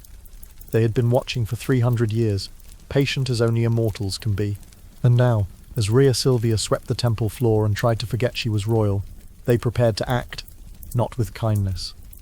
Gods rarely intervene kindly, but with purpose, with inevitability, with the sort of divine attention that changes everything while looking like nothing at all. A year passed. Rhea Silvia settled into her role, her movements automatic, her heart carefully distant from feeling. She was 19 now, old enough to understand what she'd lost, young enough to still dream about it in defiance of her waking life. Spring arrived with unusual warmth. The sacred spring where Vestals drew water flowed clear and cold, and the oak trees near the temple whispered with new leaves.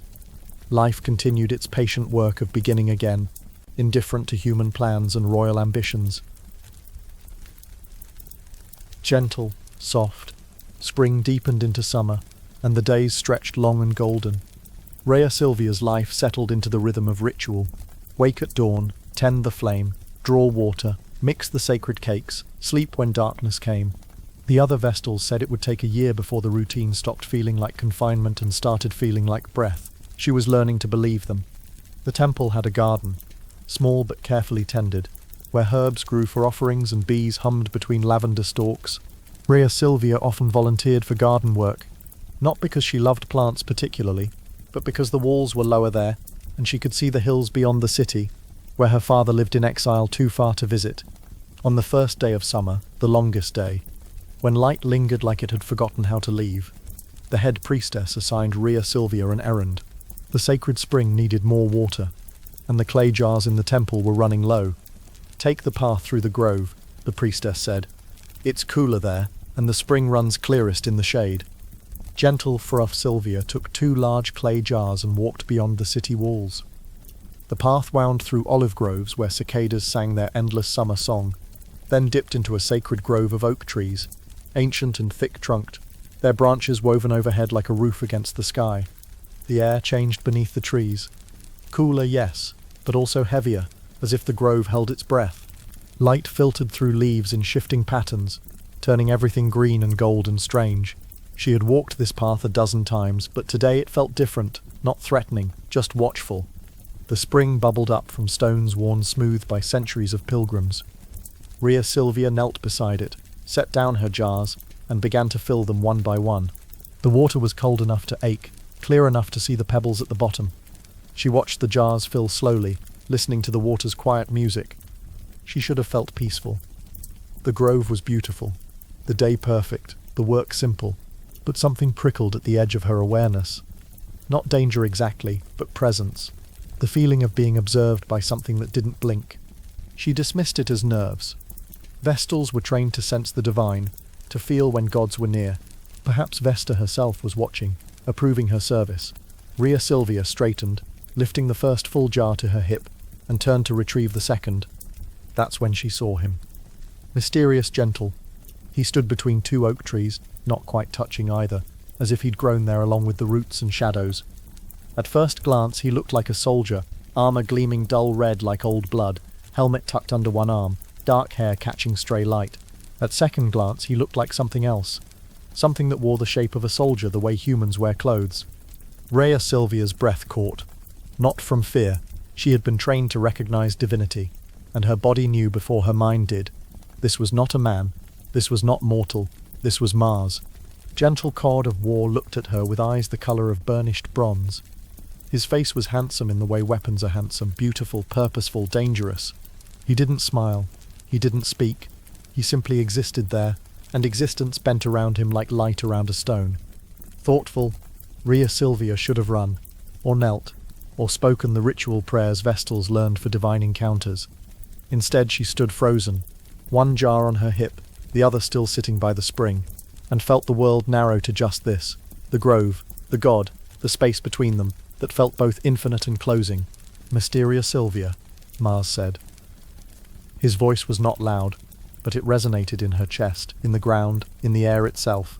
Daughter of Numitor, descendant of Venus, keeper of flame that should never have been yours to tend. She found her voice, though it came out smaller than she'd intended.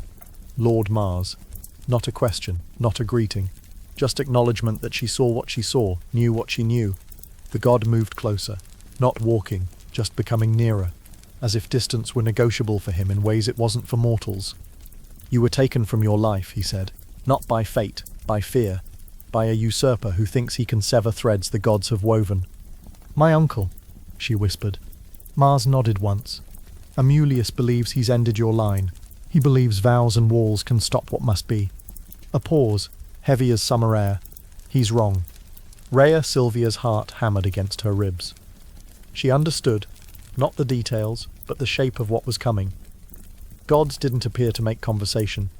They appeared to change things, and change, in her experience, was rarely gentle. Gentle, she said, though she wasn't sure what she was refusing. I'm sworn. 30 years of chastity.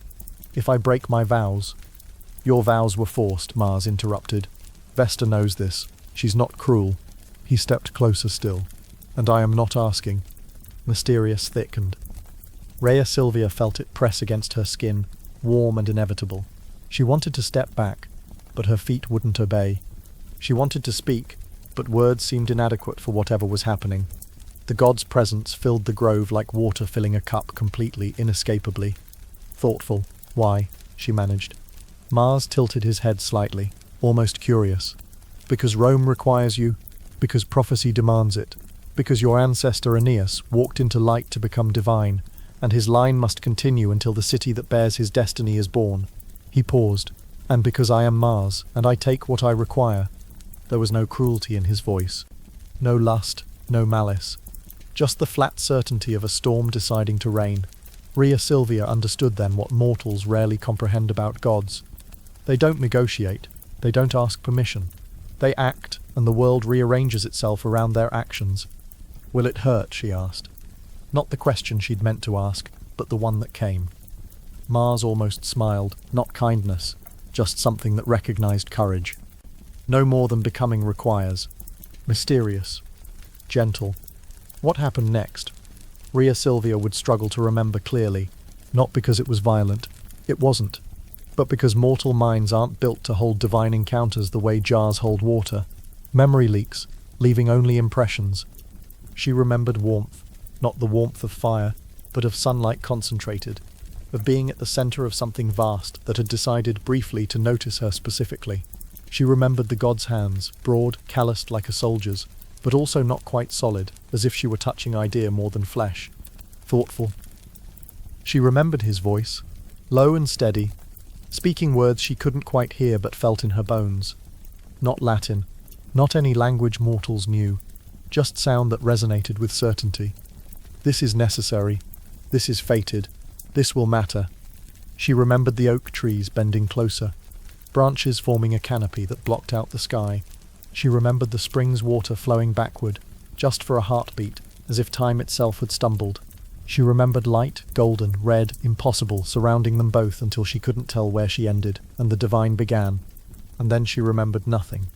Just a blank space where something monumental had occurred, leaving only the awareness that she had been changed in ways that would take months to understand. When Rhea Silvia woke, she was lying on grass beside the spring. The sun had barely moved, perhaps a quarter hour had passed, though it felt like both seconds and centuries.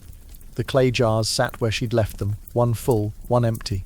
The grove looked exactly as it had before, except she felt different.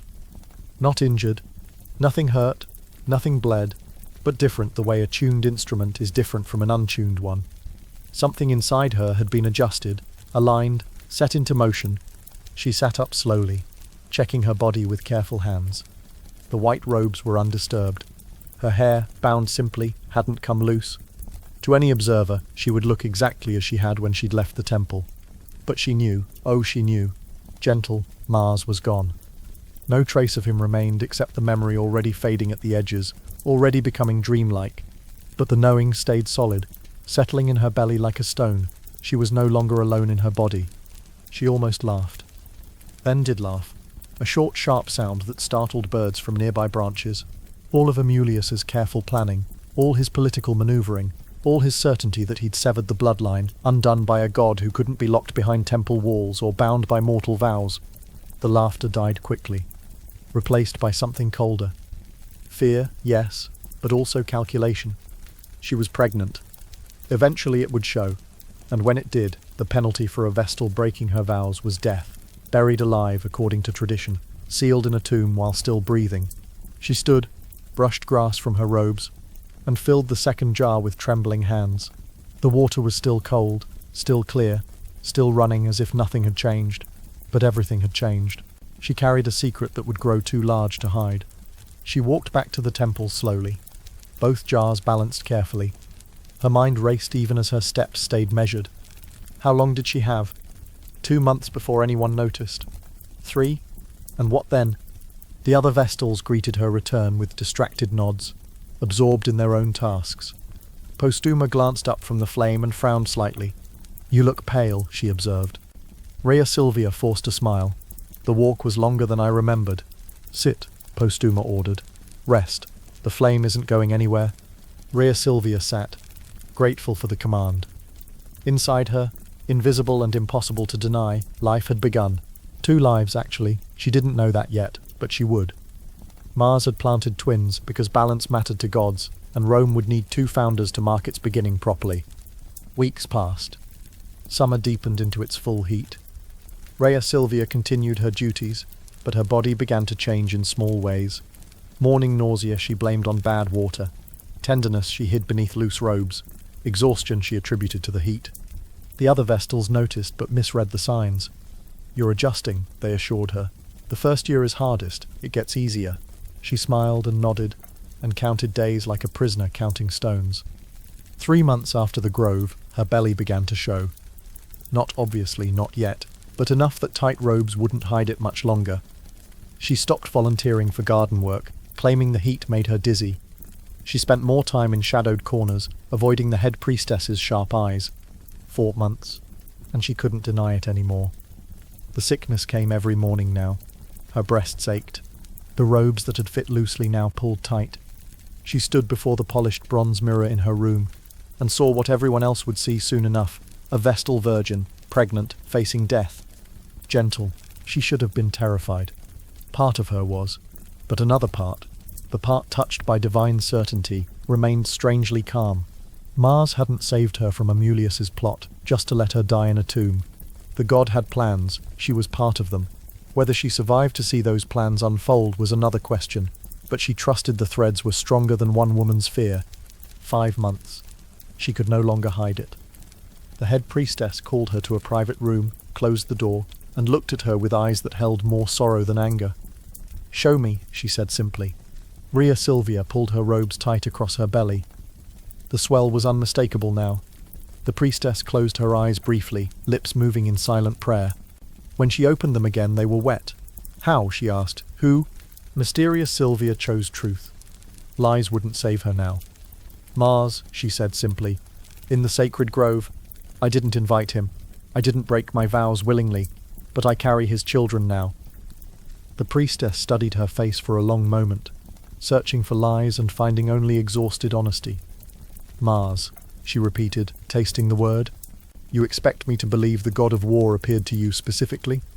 I expect you to believe what you see, Rhea Sylvia replied. I am pregnant. I have been locked in this temple for a year. No man has touched me. If not a god, then explain it. The priestess couldn't. Her silence was answer enough. I'll have to report this to Amulius, the priestess said finally. There are laws, traditions. I can delay a few days, but not forever. Rhea Sylvia nodded. I know. He'll want you executed. I know that too. The priestess touched Rhea Sylvia's shoulder briefly, a gesture of comfort that broke every rule about detachment. May the gods protect you, she whispered. It seems you'll need them. The summons came 3 days later.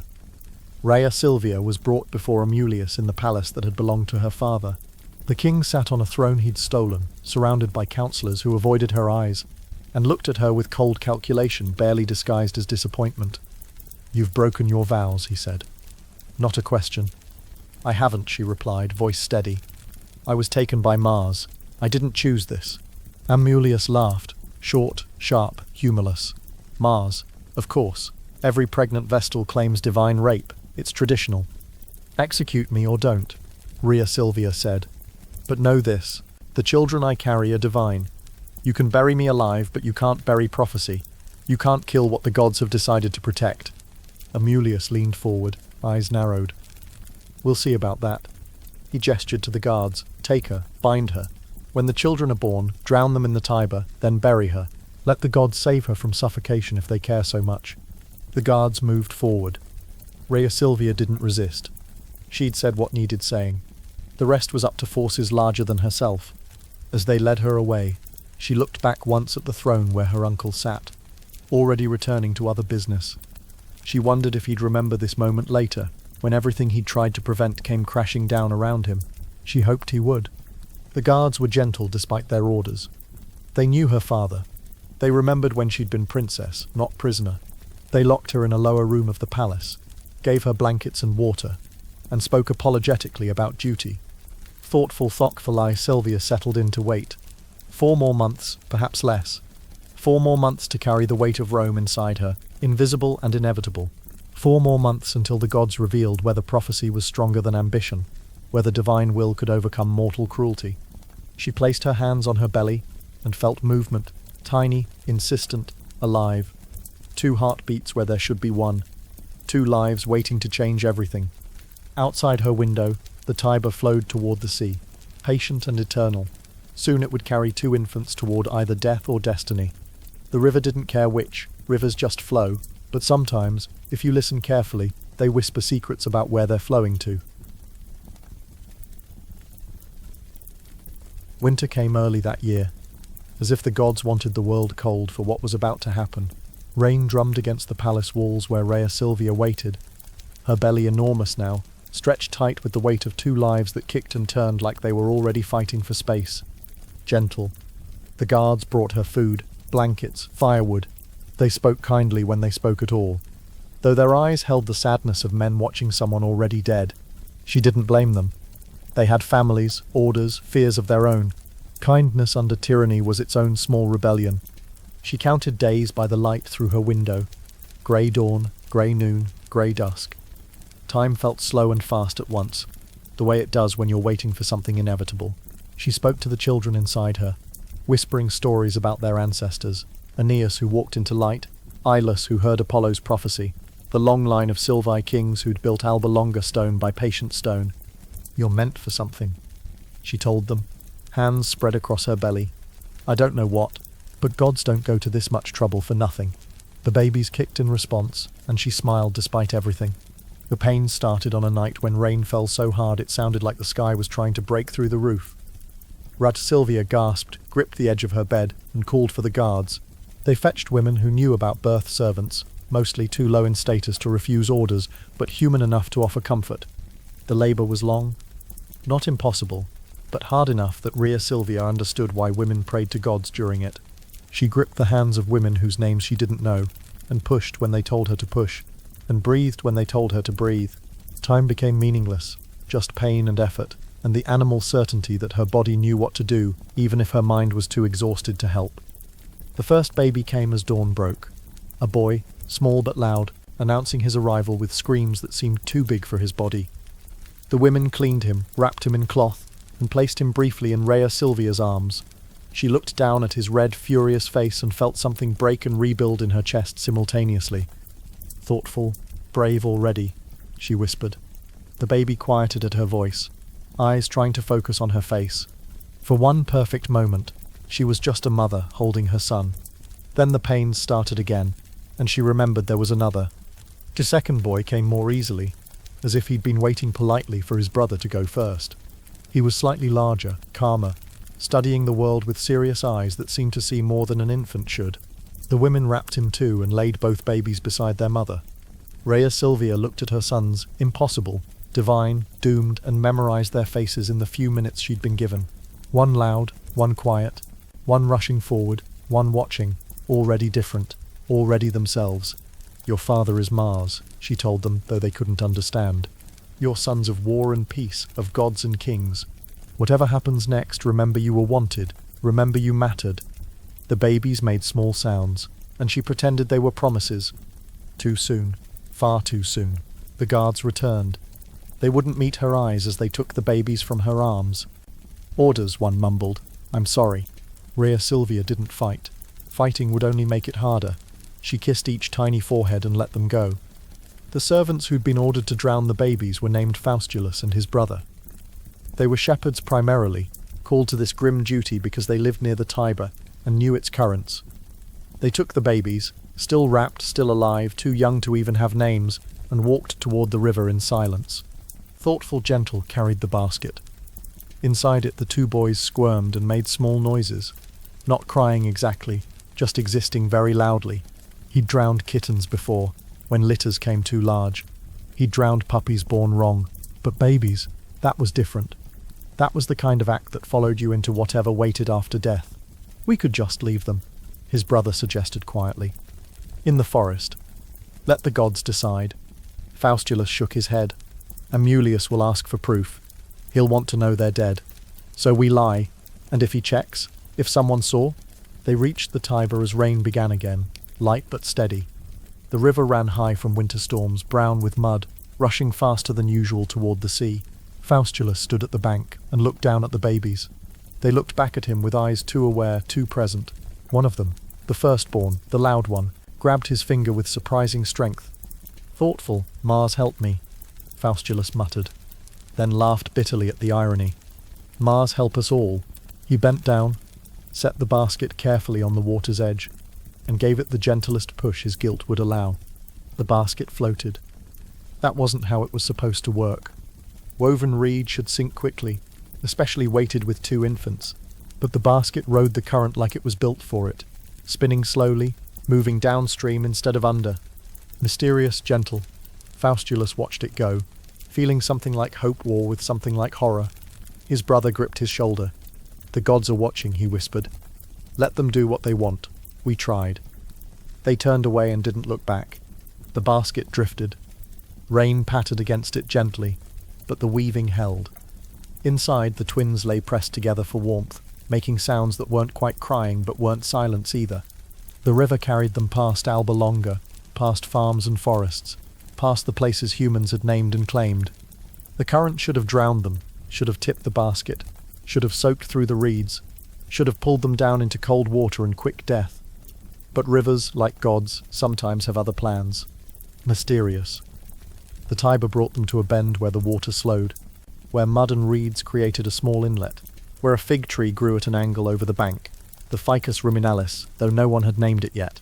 The basket caught there, wedged gently between roots, rocking like a cradle. The babies cried now, properly cried, hunger and cold and confusion making them vocal.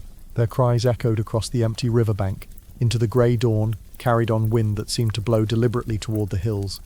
In those hills, a she-wolf hunted. She was old for a wolf, scarred from years of surviving, but still strong. She'd lost her own pups the previous spring, all four to illness and hunger. The emptiness of it sat in her chest like a stone, instinct still insisting she should be nursing something, even though there was nothing left to nurse. Thoughtful, she heard the crying. Her ears swiveled, tracking the sound. Not prey, wrong pitch, wrong rhythm, but something small, something helpless. She moved toward it cautiously, hackles raised, ready for threat. Mysterious, gentle. When she reached the basket and looked inside, something happened that should not happen. Wolves don't adopt humans. Wolves kill things that aren't wolves, or ignore them. But this wolf, whether through divine intervention or some deeper instinct that saw babies as babies regardless of species, felt her body respond as if these crying, wiggling things were hers. She nosed the basket. The baby's cries softened briefly, then returned louder. Hungry. They were hungry. The wolf's teats ached with milk that had never fully stopped, body refusing to believe her pups were gone. Some part of her wolf logic, God-touched, impossible understood. Here was a second chance. Here was something to feed. She climbed into the shallow inlet, careful on slippery stones, and lay down beside the basket. Then, in a motion that should have been violent but was somehow tender, she nosed the babies until they turned toward her, mouths seeking.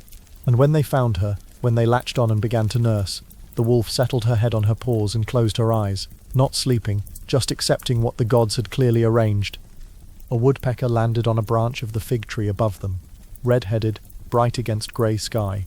It watched the scene below with one black eye, tilted its head as if considering the strangeness of it, then stayed. The woodpecker was sacred to Mars. Its presence wasn't accident. This was the image. A she-wolf nursing human babies beneath a fig tree, while a woodpecker stood guard, and the river whispered approval to the reeds. It was impossible. It was mythic. It was the kind of beginning that entire civilizations would later point to and say, "See, even then we were marked for greatness." But in the moment, it was just survival. Two babies feeding, one animal giving what she had, because loss makes generous spaces in the heart. And a god somewhere, probably Mars, probably smiling, watching his sons refuse to drown. Hours passed. The rain stopped.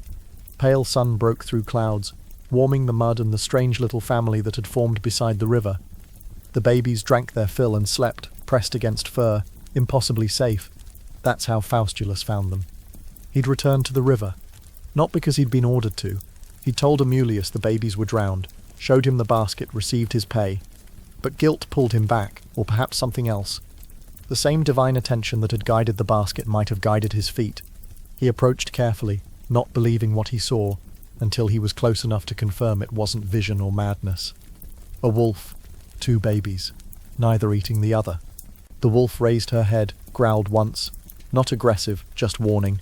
Mother protecting young, even if the young weren't hers by any logic that made sense. Gentle. Easy, Faustulus said quietly. I'm not here to harm them. The wolf watched him with yellow eyes that held more intelligence than wolves should have. Slowly, very slowly, she stood and stepped back from the babies. She didn't leave, just gave space, gave permission. Then she turned and vanished into the underbrush, leaving only prints in mud to prove she'd existed. Faustulus knelt beside the basket. The babies were alive, warm, fed somehow. One of them, the loud one, was already making demanding noises again. The other watched him with serious eyes. Mars's sons, Faustulus whispered. He'd heard the rumours about Rhea Silvia, about her claims of divine fatherhood. He'd dismissed them as every condemned woman's defence. But this was evidence. He picked up the basket carefully. The babies didn't cry, just looked at him with the trusting incomprehension of the very young. My wife, he said to them, is going to think I've lost my mind. The loud one gurgled. That's what I thought. He carried them home. A shepherd's hut on the Palatine Hill, modest but warm. His wife, Larentia, was hanging laundry when he arrived. She saw the basket, saw what was inside, and her face went through several expressions in quick succession. Confusion, understanding, alarm, then melting softness. Gentle. You brought home babies, she said flatly. I did. Where from? The river. The wolf. The gods, maybe. He explained quickly. The order to drown them. The basket floating. The she-wolf nursing them beneath the fig tree. Larentia listened. then reached into the basket and picked up the quiet baby. He settled against her shoulder like he'd been there before. "What are their names?" "They don't have names yet." "Well," she said practically, "that needs fixing. Can't raise babies without names." They discussed it that evening, after the babies were fed goat's milk and sleeping in a makeshift crib by the fire. Names mattered. Names would shape who these boys became. Finally, looking at the twin faces, so different yet identical, they chose Romulus. Faustulus said, touching the forehead of the firstborn, the loud one. Remus, Acca Larentia said, stroking the cheek of the secondborn, the quiet one. The names stuck. Romulus and Remus, the wolf-nursed, river-saved, god-fathered sons of Mars who would grow up thinking themselves shepherds' children, not knowing they carried the weight of prophecy in their blood. In Alba Longa, Amulius believed the threat was ended. Rhea Silvia was buried alive as tradition demanded in a tomb sealed with stone. The babies were drowned, the basket empty, the dynasty was finished. He could rule without fear of prophecy or divine retribution. He was wrong, of course, but tyrants often are. They think their power is absolute, their control complete. They forget that gods are patient and rivers are old, and wolves sometimes have mercy that men lack. Mysterious, gentle. In Lavinium, at the shrine to Jupiter Indiges, an old priestess making dawn offerings noticed something strange. The flame on the altar, which usually burned steady, suddenly flared brighter than oil alone should make it. She watched it leap and dance, and felt in her bones that something significant had happened. Something that would matter centuries from now, when the shrines to Jupiter Indiges were long abandoned but the city his descendants founded still stood. On the Palatine Hill, 2 babies slept in a shepherd's hut, bellies full of goat's milk, wrapped in rough wool blankets that would have offended their royal grandmother if she'd lived to see them. They didn't know they were princes. They didn't know they were princes. They didn't know they were divine. They just knew they were warm, fed, and safe. Gentle. Outside, the she-wolf returned briefly, watching from shadows, instinct satisfied, duty done. She'd given what the gods demanded, a bridge between wild and civilized, between death and life, between the old world and whatever came next. Then she disappeared into the forest, and legend. The woodpecker stayed longer, perched on the hut's roof, red head bright in morning sun. It would stay for years, actually, always nearby, always watching. Mars's messenger, Mars's eyes, making sure his sons grew strong enough for what waited ahead, because this was just beginning.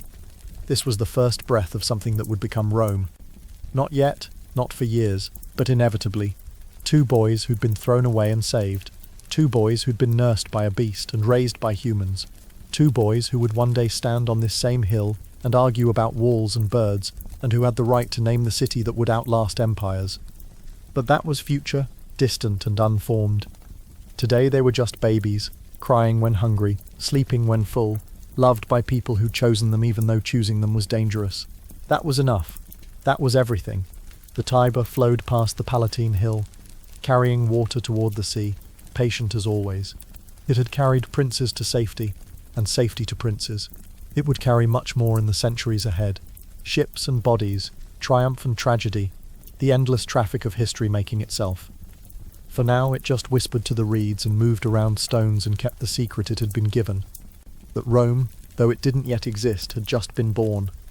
Not in palaces or temples, but beside a river, beneath a fig tree, in the warmth between a wolf's body and 2 babies who refused to drown. Mysterious, gentle prophecy had its way, as it always does. Apollo's words to Iülus, Siciod Iot Ostra, thus one rises to the stars, echoed forward through time, waiting to be understood. The dynasty had not ended. It had only changed shape, becoming something wilder, something that couldn't be controlled by tyrants or bound by vows.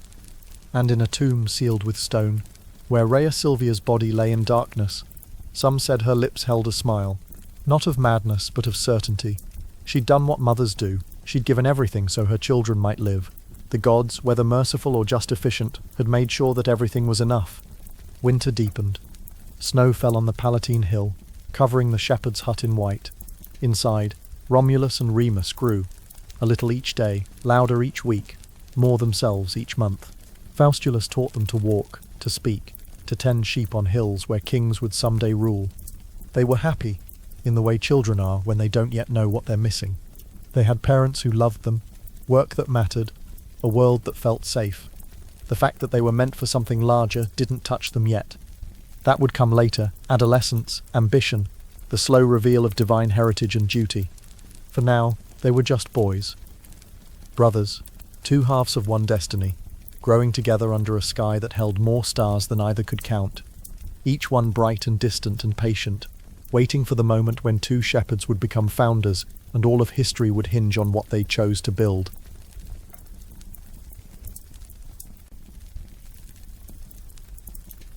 And so two infants sleep in a shepherd's hut, nursed by a wolf, saved by a river, sons of a god who refused to let prophecy die.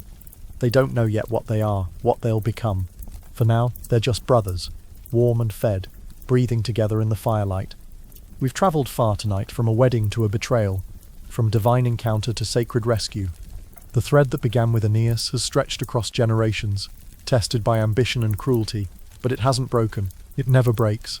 That's what prophecy means. Romulus and Remus will grow. They'll learn they're more than shepherds. And one day, not tonight, but soon, they'll stand on the Palatine Hill and argue about walls and birds and which of them the gods favour. That argument will give Rome its name, its beginning, its first tragedy. But that story waits for another evening, another fire. Tonight, let's leave the twins sleeping. Let's leave the wolf watching from the forest. Let's leave the river flowing toward a future it's already decided. Thank you for walking this path with me. Rest well. The fire will burn low, but the story continues as it always has, as it always will. Until next time, friend. Sleep deeply.